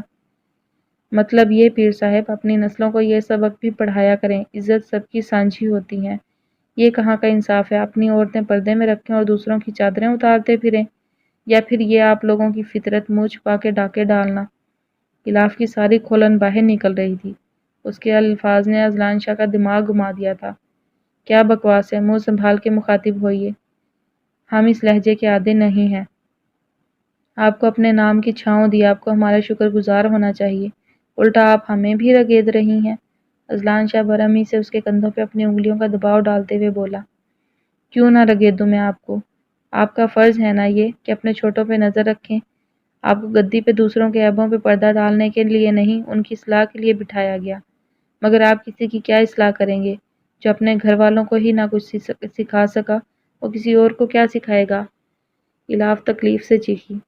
جسٹ شٹ اپ یو سلی گرل، تم اس قابل ہی نہیں تھی کہ تمہیں ہم اپناتے، تمہارے لیے وہ قادر بخش ہی ٹھیک تھا۔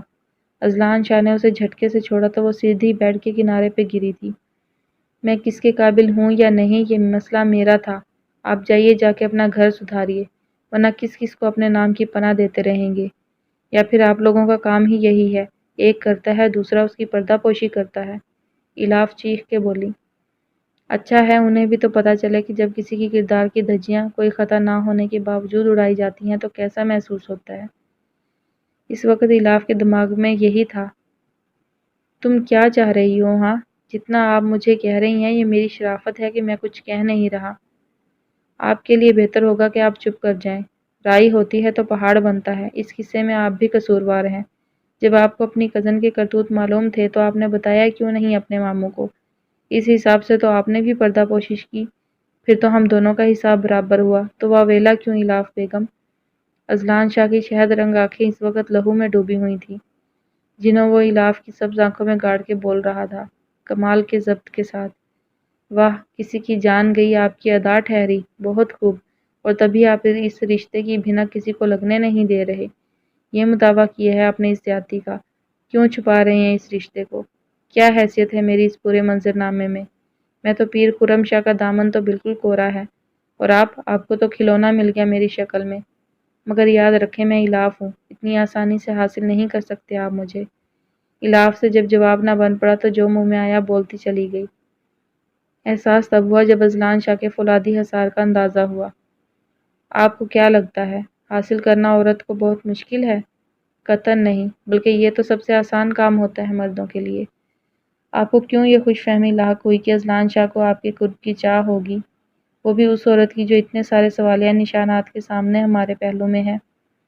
ابھی تو ہم آپ کی حیثیت کا تعین اپنی زندگی میں نہیں کر پائے، خدا کہ آپ کے ساتھ جسم و جان کا رشتہ بنائیں۔ ایسے ہی پہلو آباد کرنا ہوتا تو بہت ملتی ہیں، مگر اذلان شاہ کا معیار یہ نہیں، اس لیے آئندہ محتاط رہیے گا، ورنہ سارے خسارے آپ ہی کے حصے میں آئیں گے۔ اپنی گرفت میں اسے جکڑے اس نے الاف کو اچھی طرح اس کا مقام باور کروا دیا تھا۔ الاف نے جھٹکے سے اس کا حصار توڑا تھا، ایک اور بار اس کی خودداری پر۔ ارے پیر صاحب جائیں، بستیوں میں جو آپ کا چہرہ دیکھ چکا ہو اسے اپنے معیار کی بلندیوں کی کہانی نہ سنائیں۔ الاف محبوب ہوں میں، کبھی مر کے بھی ایسے شخص کی چاہ نہیں کر سکتی۔ آپ کے احسانوں کی ضرورت نہیں مجھے، الاف تنفر بھرے لہجے میں بولی تھی۔ کیا سمجھ رہا تھا یہ شخص اسے؟ آپ کو ہم نے اپنے نام کی پناہ دی ہے، یہ یاد رکھیں، ہمیں کوئی شوق نہیں آپ کو اپنے سر پہ مسلط کرنے کا۔ نہیں رہنا چاہتی یہاں تو بتا دیں، آپ آزاد ہیں، جہاں جانا چاہیں چلی جائیں۔ ہمارا نام اتنا بے مول نہیں کہ ہر کوئی راہ میں لے کے گھومے۔ اذلان شاہ نے بھی اینٹ کا جواب پتھر سے دیا تھا اور کمرے کا دروازہ کھول کے باہر نکل گیا تھا۔ یہ عورتیں مجھے پاگل کر دیں گی، سچ ہے مرد کو مرد ہی نہیں رہنے دیتی۔ اذلان شاہ آج برسوں بعد اتنے طیش میں آیا تھا۔ کیا سمجھ رہی تھی الاف؟ وہ بے وقوف جس کی مدد کی کہ وہ اپنی نیکی کا خراج وصول کرنے آیا ہے رات کی اس پہر۔ وہ ملازموں کے سامنے کوئی تماشا نہیں چاہتا تھا، جانتا تھا الاف ایسا ہی رد عمل دے گی، مگر الاف اس کی باتوں نے اذلان شاہ جیسے تحمل مزاج آدمی کو غصے کی گہرائیوں میں اتار دیا تھا۔ اگر وہ تھوڑی دیر اور وہاں رہتا تو یقیناً الاف کی جان آج مشکل میں پڑ جاتی۔ رمضان اور رمضان سرونٹ کوارٹر کی طرف جاتے ہوئے اذلان نے ڈرائیور کو پکارا۔ جی سائیں، ڈرائیور بیچارہ آنکھیں مسلتا ہوا نیند سے اٹھتے ہوئے آیا تھا۔ گاڑی تیار کرو، فوراً جاگیر جانا ہے، 5 منٹ میں، اذلان شاہ نے حکم دیا تھا اور تھوڑی دیر بعد گھر سے نکل گیا تھا۔ پیچھے الاف بچی تھی، اس کا صدمے سے برا حال ہو رہا تھا۔ کیا سمجھتے ہیں یہ مرد اپنے آپ کو؟ کیا سمجھا اس نے مجھے کہ میں چاہوں تو کسی کے پاس بھی چلی جاؤں؟ یا خدا، یہ پناہ دینے والے بھی ایسی باتیں کرتے ہیں؟ یہ بھی میرے کردار پہ شک کر رہا ہے؟ خدایا موت دے دے، مجھے نہیں جینا، مجھے خودکشی حرام رکھی ہے تو موت آسان کر دے، مجھے موت دے دے مالک۔ الاف مایوسیوں کی انتہا پہ تھی، یہ سوچے بغیر کہ یہ سب اس کی زبان کے صدقے ہی اسے یہ سب سننے کو ملا تھا۔ سردیوں کی نرم چمکیلی سنہری دھوپ حویلی کے اونچے میناروں سے اس لمبے چوڑے صحن میں جھانک رہی تھی، جہاں بہت سی ملازمائیں اپنے اپنے حصے کے کاموں میں مصروف تھیں تو کچھ ان کی نگرانی کرنے میں۔ نی رجو، ساری گاجریں کش کر لیں یا ٹپے ہی گائی جا رہی ہے؟ وہ ایک باوقار سرخ و سفید چہرے والی خاتون تھی۔ اسپیروں کی حویلی میں ان کا سکہ چلتا تھا۔ اس عورت کی آنکھیں شہد رنگ تھیں۔ یہ پیر اذلان شاہ کی ماں تھیں۔ آہو بی بی، تساں فکر ہی نہ کرو، رجو جلدی سے بولی۔ اچھا اچھا، جلدی اب ان کو چڑھا، اور سن گھی ذرا کم ہی رکھنا، بلکہ تانیہ پتر، تو اپنی نگرانی میں گاجر کا حلوہ تیار کروانا، گھی ذرا کم ہی رکھنا، پتہ تو ہے نا ڈاکٹروں نے منع کر رکھا ہے۔ انہوں نے ساتھ میں ایک طرف چارپائی پہ بیٹھ کے دھوپ سینک کر کنو کھاتی تانیہ کو مخاطب کیا۔ تانیہ جھنجھلا کے رہ گئی، مگر ساس کے سامنے دم مارنے کی مجال کہاں تھی۔ کون سا انوکھا بچہ پیدا کر رہی ہے یہ بنین، اس کی وجہ سے سب کی جان عذاب میں آئی رہتی ہے، تانیہ نے ناگواری سے سوچا۔ بنین اس کی جٹھانی تھی، پیر ازلان شاہ کی ماں کو سب شاہ بیگم کہتے تھے۔ عورتوں کے لیے ان کا دم بڑا غنیمت تھا، بڑی دبنگ قسم کی خاتون تھی، صحیح اور غلط کی مکمل پہچان رکھتی تھی، مظلوموں کی مکمل حمایت کرتی اور ناانصافی کرنے والوں کے لیے سزا کا فیصلہ ہوتا تھا۔ سو اگر پیر ازلان شاہ میں بھی یہ سب جملہ خصائل تھے تو اس میں کچھ ایسا حیران کن بھی نہ تھا۔ اولاد ماں باپ کا ہی پرتو ہوتی ہے، اور پھر ازلان شاہ سب سے بڑا بیٹا تھا، گوہر شاہ کے پیدا ہونے کے 7 سال بعد پیدا ہوا تھا۔ اس کے بعد کمال شاہ اور احمد شاہ تھے۔ جو انسیت اور محبت اپنی اولادوں میں سے ان کو ازلان سے تھی وہ کسی اور سے نہ تھی۔ وہ تھا بھی تو ایسا ایماندار، ملنسار، مضبوط کردار، ان کی ہر بات ماننے والا۔ اگر کچھ اختلاف رکھتا بھی تھا تو اپنی رائے اتنے سلیقے اور طریقے سے دیتا کہ لچک پیدا ہو جاتی تھی، اسے اپنی بات منوانے کا فن آتا تھا۔ مگر پھر بھی زندگی میں ایک مقام ایسا آتا ہے کہ انسان کو اپنی فطرت کے برعکس چلنا پڑتا ہے۔ ازلان شاہ بھی چلا تھا، اور کیا خوب چلا تھا، ایک زمانہ گواہ تھا۔ اپنی اسی تابعداری کی بدولت وہ خاندانی دستار اور گدی کا وارث ٹھہرا تھا۔ شاہ بی بی، میں نے سنا ہے پیر ازلان شاہ آج پھر سویرے سویرے جاگیر آئے ہیں، خیر تو ہے؟ رجو کی زبان میں کھجلی ہوئی۔ ہیں، مرد ذات ہے، خیر سے ذمہ دار ہے، 100 کام ہوتے ہیں، اس کی اپنی جاگیر ہے، 100 دفعہ آئے دن میں، تجھے کیا تکلیف پڑی ہے؟ شاہ بی بی کو اس کی ٹو لینے والی عادت سے چڑ تھی، ہر وقت CID بنی رہتی تھی۔ اسے تو انہوں نے چپ کرا دیا تھا، مگر اندر ہی اندر وہ پریشان ہو گئی تھی۔ وہ جب بھی جاگیر آتا تھا انہیں اپنی آمد کی اطلاع ضرور بھجواتا تھا، بھلے ملنے بعد میں آتا، اور ابھی کل ہی تو گیا تھا۔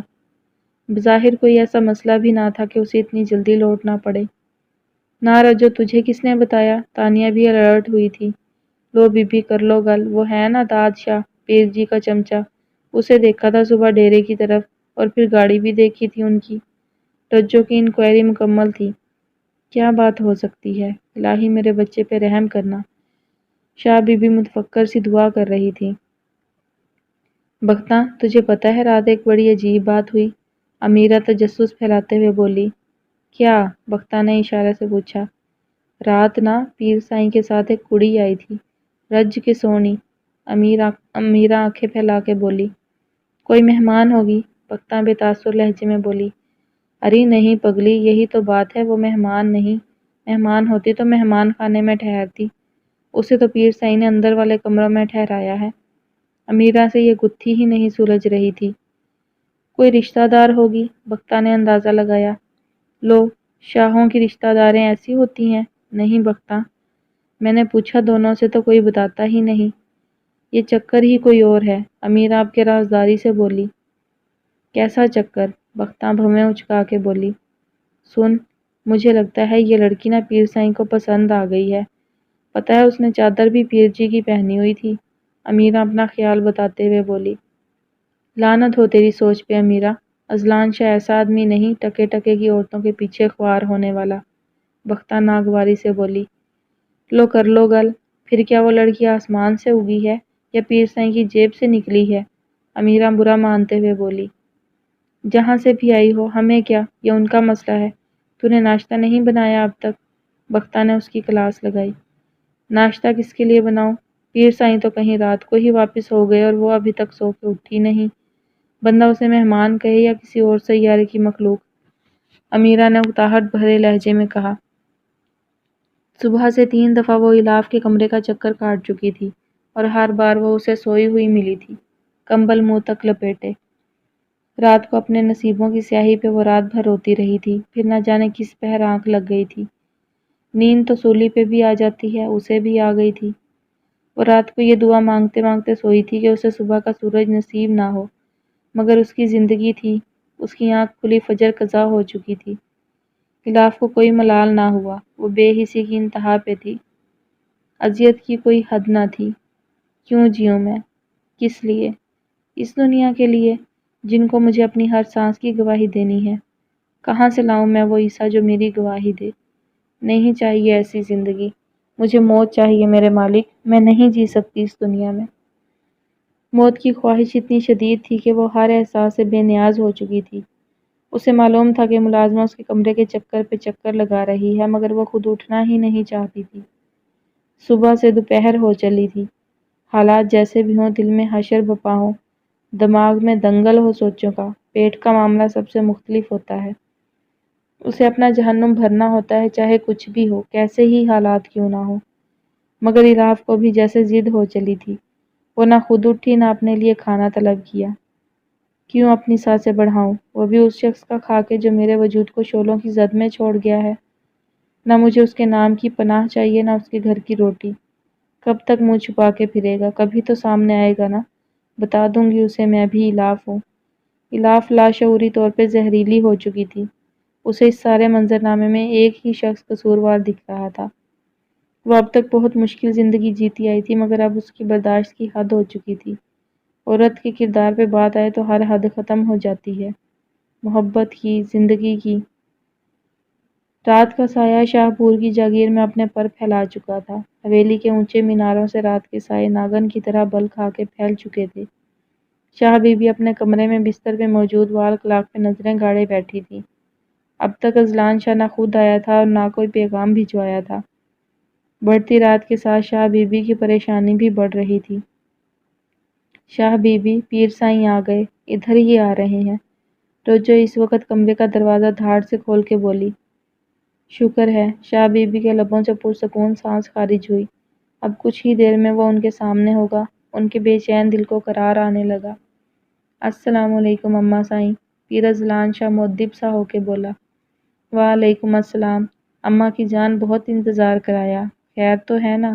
شاہ بی بی اس کے تھکے تھکے چہرے کو بغور دیکھتے ہوئے بولیں۔ شہد رنگ آنکھوں میں سرخی واضح تھی۔ کیا ساری رات سویا نہیں میرا بچہ؟ ان کے دل کو دھکا سا لگا۔ پتہ نہیں اماں، خیریت ہے بھی کہ نہیں، ہمیں خود نہیں معلوم۔ اذلان شاہ تھکا تھکا سا ان کے پاس ہی بیٹھ گیا تھا۔ خدایا رحم، شاہ بی بی تو دہل ہی گئیں۔ رجو کو جانے کا اشارہ کیا، اذلان شاہ کا ہاتھ اپنے ہاتھوں میں لے کے سہلانے لگی۔ شاہ، کیا بات ہے پتر؟ ہم نے آپ کو اتنا تھکا ہوا پہلے تو کبھی نہیں پایا، شاہ بی بی فکر مندی سے بولی۔ اماں، ہمیں لگتا ہے ہم اس دستار کے قابل ہی نہیں، نہ اس گدی کے۔ جب ہم اپنے گھر والوں کی ہی تربیت نہ کر سکے، ان پہ نظر نہ رکھ سکے، تو جاگیر والوں کا کیا مداوع کریں گے؟ اذلان شاہ الاف کے لفظوں کے زیر اثر تھے۔ پیر اذلان شاہ، ایسا بھی کیا ہو گیا ہے؟ آپ اور اتنے مایوس؟ آپ کی تربیت ایسی تو نہ کی تھی کہ آپ ہار مان جائیں حالات سے؟ شاہ بی بی کے دل کو تو دھکا ہی لگا تھا۔ جواب میں اذلان شاہ نے انہیں ساری بات بتا دی تھی، بشمول الاف سے نکل۔ میں تو سوچ بھی نہیں سکتی تھی کہ گوہر شاہ اور اکبر شاہ نے اپنے بیٹے کو اتنی چھوٹ دی ہوگی۔ توبہ میرے خدا، اس لڑکے نے تو نام ہی ڈبو دیا پیروں کے خاندان کا، شاہ بی بی برہمی سے بولی تھی۔ پیر سلطان کا نواسہ اور اتنی نیچ حرکت، اور آپ کو کیا ضرورت پڑی تھی اس لڑکی سے نکاح کرنے کی؟ جب غلطی خرم شاہ کی تھی تو اسے ہی بھگتنے دیتے آپ، اس سے کراتے آپ نکاح، خود کو کیا؟ بی بی شاہ کی انصاف پسند طبیعت کو یہ بات ہضم نہیں ہوئی تھی۔ وہ ہمارے ساتھ نہیں تھا اس وقت، ہم نے اسے کال بھی کی، کوئی رابطہ نہ ہوا، اور اب تک اس سے کوئی رابطہ نہیں ہوا ہے، اذلان دھیرے سے بولا۔ آپ کو کوئی ضرورت نہیں تھی نکاح کرنے کی، پناہ ہی دینی تھی تو آپ کا شیلٹر ہوم ہے وہاں لے جاتے، یہاں حویلی لے آتے۔ خرم شاہ کبھی تو ہاتھ آتا، تھوڑا انتظار کر لیا ہوتا، شاہ بی بی ناگواری سے بول رہی تھی۔ اماں جان، ہم نے کہا تھا اس کے ماموں سے، مگر وہ لوگ کچھ سننے کو تیار نہ تھے، وہ عجیب لوگ تھے، سنسار کر دیتے اس لڑکی کو۔ اماں جان، آپ نے ہمیں انصاف کی تربیت دی ہے، ہم بھلا کیسے ظلم ہوتا دیکھ سکتے؟ مجبوری ہی صحیح، مگر اب وہ ہماری پناہ میں ہے، اذلان شاہ صفائی دیتے ہوئے بولے۔ ہمیں آپ پہ فخر ہے، آپ کو مان رکھنا آتا ہے، مگر بہت سے معاملات ہیں آگے، یہ کوئی افسانہ تو نہیں کہ سب ہنسی خوشی نپٹ جائے، یہ زندگی ہے، خاندان کے بڑے اعتراض کریں گے کہ اتنا بڑا فیصلہ اور خاموشی سے، اور آپ اچھی طرح جانتے ہیں، خاص طور سے تانیہ شاہ کو اور اکبر شاہ کو، سب کے خیال میں اگر آپ کو دوبارہ گھر بسانا ہے تو نازیہ شاہ سے عقد کر لینا چاہیے۔ بی بی شاہ نے انہیں آئینہ دکھایا۔ اماں جان، ہماری زندگی ہے یہ، اگر ایک بار ہم نے خاندان والوں کی رضا سے عالیہ شاہ کو اپنا لیا تھا تو ضروری نہیں دوبارہ ان کا کہا مانے، ہماری بھی کوئی حیثیت ہے، اذلان شاہ ناگواری سے بولا۔ گویا آپ خوش ہیں اس لڑکی کو اپنی زندگی میں لا کے۔ شاہ بی بی نہ جانے کون سی تسلی چاہ رہی تھی۔ اماں جان، شادی کوئی کھیل تو نہیں، اور وہ لڑکی، اس میں بھی انا بہت ہے، وہ ہمارا نام ہی تسلیم کرنے سے انکاری ہے۔ خوشی اور غمی کا سوال تو تب ہو جب کوئی احساس ہو۔ اذلان شاہ کو ایلاف کی رات والی گفتگو ازبر تھی۔ تو پھر کیا انجام ہوگا اس رشتے کا؟ بی بی شاہ نے پوچھا تھا۔ ہم نے اسے کہہ دیا ہے کہ اگر اسے یہ رشتہ بوجھ لگتا ہے تو ہم بھی کوئی شوق نہیں رکھتے اسے اپنے ساتھ باندھنے کا۔ اذلان شاہ سنجیدگی سے بولا۔ آپ نے مذاق سمجھ رکھا ہے نکاح کو؟ نکاح ایک ذمہ داری ہے جو مرد پہ ڈالی گئی ہے۔ جو بھی ہے وہ آپ کی بیوی ہے، منکوحہ ہے، کوئی چیز نہیں، پسند نہ آئے تو واپس۔ شاہ بی بی کو قطعاً اچھا نہیں لگا تھا یوں کہنا۔ ابھی نکاح کیا اور پھر چھوڑ دیا۔ اس میں انا بہت ہے اماں، وہ ہمیں عالیہ شاہ کی طرح الٹے دماغ کی لگی ہے۔ اس نے خرم شاہ کے چکر میں ہمیں بھی رگیٹ دیا تھا۔ اذلان شاہ کو کوف سے بولا۔ شاہ بی بی اسے دیکھ کے رہ گئی تھی۔ یہ انداز تو اس کے تب ہوا کرتے تھے جب عالیہ شاہ کے نام کے طوفان سے وہ منسوب ہوا تھا۔ بنین شاہ خیر سے فارغ ہو جائے تو ہم شہر آئیں گے، ملیں گے تمہاری دلہن سے۔ بیٹا، جیسا تم بتا رہے ہو ایک اچھی لڑکی یوں ہی ہوتی ہے، اور خدا نہ کرے وہ عالیہ شاہ کی طرح ہو۔ اس بار تمہاری زندگی جہنم نہیں بننے دوں گی میں۔ اگر وہ واقعی بسنے والی لڑکی ہوئی تو تم اسے بساؤ گے اذلان شاہ؟ ویسے بھی اب تمہیں شادی کر لینی چاہیے، کب تک تم اور تمہارا بچہ یوں ہی گھومتے رہیں گے؟ شاہ بی بی فیصلہ کن لہجے میں بولی۔ بنین شاہ ان کی دوسرے نمبر کی بہو تھی۔ شادی کے 8 سال بعد خدا انہیں نوازنے جا رہا تھا۔ وہ ان کی اچھی بہو تھی، اس نے اپنی ذمہ داریوں سے منہ کبھی نہ موڑا تھا۔ وہ ان کی بھانجی بھی تھی، جبکہ تانیہ شاہ سلطان کی بھتیجی تھی اور عالیہ شاہ کی بہن۔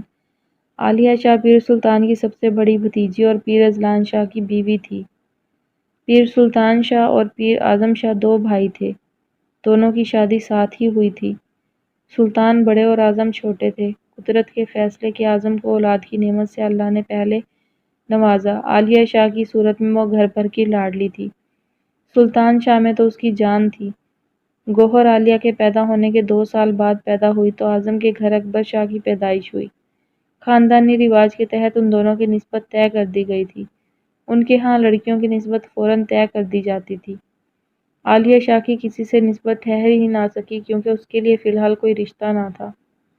7 سال بعد اذلان شاہ کی پیدائش ہوئی تو ابھی شاہ بی بی دل سے خوش ہو ہی نہ سکی تھی کہ سلطان شاہ نے عالیہ شاہ اور اذلان شاہ کی نسبت ٹھہرا دی تھی۔ یہ زیادتی ہے پیر صاحب دونوں کے ساتھ، شاہ بی بی احتجاجاً بولی تھی۔ کوئی زیادتی نہیں، کنواری رہنے سے بہتر ہے کہ کسی سے اس کی شادی ہو جائے، اور ویسے بھی مرد کے سامنے عورت چھوٹی ہی لگتی ہے۔ سلطان شاہ نے ان کے احتجاج کو کوئی اہمیت نہیں دی تھی۔ اذلان شاہ کو انہوں نے اپنے اصولوں کے مطابق پروان چڑھایا تھا۔ وہ باپ سے زیادہ ماں سے قریب تھا۔ گزرتے وقت کے ساتھ بچے بڑے ہو گئے۔ شاہ بی بی کی گود میں کمال شاہ اور احمد شاہ کا اضافہ ہو چکا تھا تو اعظم کے ہاں تانیہ شاہ اور نازیہ شاہ کا۔ شاہ بی بی نے کمال کی نسبت بنین شاہ سے طے کر دی تو سلطان شاہ نے احمد شاہ اور تانیہ کا نصیب ساتھ ملا دیا۔ اکبر شاہ اور گوہر شاہ کی شادی کا وقت آیا تو سلطان شاہ نے اذلان شاہ کو بھی بلا بھیجا تھا۔ بابا تیار ہو جاؤ، اب گھر بار والے ہونے جا رہے ہو۔ سلطان شاہ اسے پسندیدگی سے دیکھتے ہوئے بولے۔ 18 برس کا بھرپور شہرجوان، ان کا سینہ فخر سے چوڑا ہو گیا تھا۔ کیا مطلب بابا جان؟ اذلان حیرانگی سے بولا۔ تمہاری شادی بھی اکبر شاہ کے ساتھ ہی ہوگی، عالیہ شاہ کے ساتھ۔ سلطان شاہ نے دھماکہ کیا۔ کیا؟ اذلان شاہ تو ہل ہی نہ سکا۔ اماں جان، یہ کیا کہہ رہے ہیں بابا جان؟ میری شادی میرے ساتھ کے لڑکے ابھی پڑھ رہے ہیں، اور میری شادی، وہ بھی عالیہ شاہ سے؟ اذلان شاہ پریشانی سے بولا تھا۔ اپنی یہ کزن اسے ایک آنکھ نہ بھاتی تھی۔ سارا دن ملازماؤں پہ روب جماتی، نت نئی سزائیں دیتی انہیں، عجیب حاکمانہ رویہ تھا۔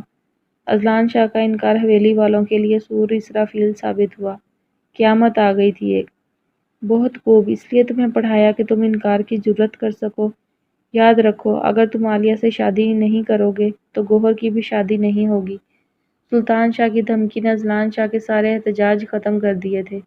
اس نے عالیہ شاہ سے شادی کر لی تھی، بہن کی خوشیوں کے لیے۔ وہ جانتا تھا اس کا باپ کتنا ضدی ہے۔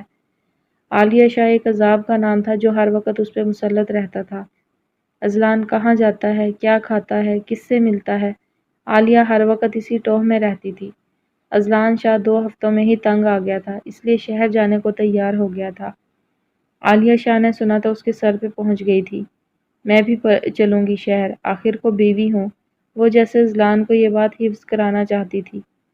ہم شہر میں پڑھنے جا رہے ہیں، وہاں آپ کا کیا کام؟ آپ حویلی میں رہیں۔ اذلان شاہ حتی الامکان برداشت سے کام لیتا تھا۔ ہمیں پتہ ہے کہ ہمیں کہاں رہنا ہے اور کہاں نہیں۔ صاف کہو کہ شہر میں دوسریوں کو بھی وقت دینا ہے۔ بھلا میں بوڑھی تمہیں کیا دوں گی؟ عالیہ شاہ چین بچین ہو کے بولی۔ منہ سنبھال کے بات کریں، ہم سے غلط بات برداشت نہیں ہوتی، اذلان نے بنا لگی لپٹی کہا۔ عالیہ شاہ کے تلوے پہ لگی اور سر پہ بجھی۔ اس کے آمرانہ مزاج کے آگے کسی کی نہ چلتی تھی۔ اس نے وہ واویلا کیا کہ سلطان شاہ نے اسے اسی وقت اذلان شاہ کے ساتھ بھیج دیا تھا۔ عالیہ کو ہر وقت اپنی بڑھتی عمر کا احساس رہتا تھا۔ اذلان شاہ جو ابھی جوانی کی منزلوں پہ قدم رکھ رہا تھا، وہ اسے سب سے چھپانا چاہتی تھی۔ شہر آ کے بھی ہر وقت وہ اذلان شاہ کی جاسوسی کرتی کہ کہیں وہ کسی اور لڑکی کے چکر میں تو نہیں۔ اذلان اسے سمجھا سمجھا کے تھک چکا تھا، مگر عالیہ دن بدن زہریلی ہوتی جا رہی تھی۔ اذلان کا دل گھرانے کو قتل نہ کرتا تھا، وہ گھر نہیں اسے پاگل خانہ لگتا تھا جہاں عالیہ شاہ جیسی پاگل عورت تھی، مگر اسے جانا پڑتا تھا۔ یوں بھی ان دنوں عالیہ کی طبیعت ٹھیک نہیں رہتی تھی۔ اذلان چاہتا تھا وہ حویلی چلی جائے، مگر عالیہ نے تو جیسے اس کی نافرمانی کی قسم اٹھا رکھی تھی۔ اس حالت میں بھی اسے چین نہ تھا۔ اذلان کے امتحان ہونے والے تھے، موبائل آف کیے وہ سب دوست کمبائن سٹڈی میں مصروف تھے۔ دیر ہونے پہ عالیہ اس کا نمبر ملا ملا کے تھک گئی اور اپنا بی پی شوٹ کر لیا تھا۔ اذلان گھر آیا تو عالیہ کی حالت خراب دیکھ کے وہ اسے فوراً ہسپتال لے گیا تھا۔ اب عالیہ کی زندگی ہی اتنی تھی یا قدرت کو اذلان پہ رحم آ گیا تھا؟ عالیہ ایک بچے کو جنم دینے کے بعد یہ دنیا چھوڑ گئی تھی۔ اذلان شاہ ڈیڈ باڈی اور بچے سمیت جاگیر گیا تو چاچی نے اسے عالیہ کی موت کا ذمہ دار ٹھہرایا اور بچے کی کسٹڈی کا مطالبہ کر دیا تھا۔ ہرگز نہیں، عالیہ ایک بیمار ذہن کی عورت تھی، وہ اپنے جنون کے ہاتھوں ختم ہوئی ہے۔ اپنا بچہ اس حویلی میں نہیں دوں گا تاکہ ایک اور عالیہ شاہ بنے، نو وے۔ اذلان شاہ کے تیور بدل چکے تھے۔ اس نے سفیان نام رکھا تھا اپنے بیٹے کا۔ 19 سال کی عمر میں وہ ایک بچے کا باپ بن چکا تھا۔ وہ اپنے بچے کو اس فرسودہ نظام سے بہت دور رکھنا چاہتا تھا۔ اسے ابتدا سے نرسری کے بعد سوئٹزرلینڈ بھیج دیا تھا۔ وہ وہیں رہتا تھا، سالانہ چھٹیوں میں لاہور تک آتا تو دادا دادی وہیں مل لیتے تھے۔ وقت کے تھال میں چند سکے اور گرے۔ پیر سلطان شاہ کے انتقال کے بعد پیر اذلان شاہ کو گدی پہ بٹھا دیا گیا تھا۔ اذلان نے جاگیر کے معاملات کے ساتھ پڑھائی بھی مکمل کی تھی۔ زراعت کے شعبے میں ڈگری لینے کے بعد اس نے سی اے اپنے ذاتی شوق کی بنا پہ کیا تھا۔ اس کی زندگی اب جاگیر اور لوگوں کے معاملات کے گرد ہی گھومتی تھی۔ اپنی ذاتی زندگی تو کہیں رہی نہیں تھی۔ سب نے کتنا چاہا تھا کہ وہ دوسری شادی عالیہ شاہ کی چھوٹی بہن نازیہ شاہ سے کر لے، مگر اذلان کے لیے ایک تلخ تجربہ ہی کافی تھا۔ وہ اپنی زندگی سے مطمئن تھا، اب کم از کم سکون تو تھا، مگر اس سکون میں الاف نامی پتھر نے ہلچل مچا دی تھی۔ امیرہ بی بی ٹھیک ہے؟ اذلان شاہ آج 2 دن بعد شہر لوٹا تھا اور گھر پہنچتے ساتھ ہی الاف کا پوچھا تھا۔ اب یہ شاہ بی بی کی باتوں کا اثر تھا یا وہ دیکھنا چاہتا تھا کہ الاف یہاں موجود ہے یا جا چکی ہے؟ صاحب جی، وہ بی بی مجھے تو کسی اور سیارے کی مخلوق لگتی ہے۔ نہ بولتی ہے کچھ، نہ کھاتی پیتی ہے، بس منہ سر لپیٹے پڑی رہتی ہے، نہ ہماری بات کا جواب دیتی ہے۔ امیرہ بھڑک کے بولی۔ پچھلے 2 دن سے الاف نے ایک لقمہ توڑ کے نہ دیا تھا اور نہ کسی بات کا جواب، بس چپ چاپ منہ سر لپیٹے اشک بہائی جاتی۔ اب تو آنسو بھی خشک ہو چکے تھے۔ کیا بے وقوف عورت، کم از کم مجھے تو بتایا ہوتا اس کی حالت کا۔ اذلان شاہ پریشانی سے بولا اور اس کمرے کی طرف بڑھا جہاں الاف کا مسکن تھا۔ لو کر لو گل، میں کہاں سے بتاتی، مجھے کون سا آرڈر دے کے گئے تھے؟ امیرہ بڑبڑائی۔ اذلان کمرے میں داخل ہوا تو الاف بے سدھ پڑی تھی، رنگت خطرناک حد تک پیلی، پلکیں ایک دوسرے سے جڑی ہوئی تھی۔ فضلان شاہ پریشانی سے اس کی طرف بڑھا۔ الاف، الاف بی بی۔ اس نے اپنے پرحدت ہاتھوں میں الاف کا ہاتھ تھاما۔ الاف کا پورا جسم برف کی طرح سرد تھا، وہ ہوش و حواس سے مکمل بیگانہ تھی۔ 2 دن کے فاقے نے اس کی یہ حالت کر دی تھی، اپنے آپ کو خود بھی سزا دی تھی۔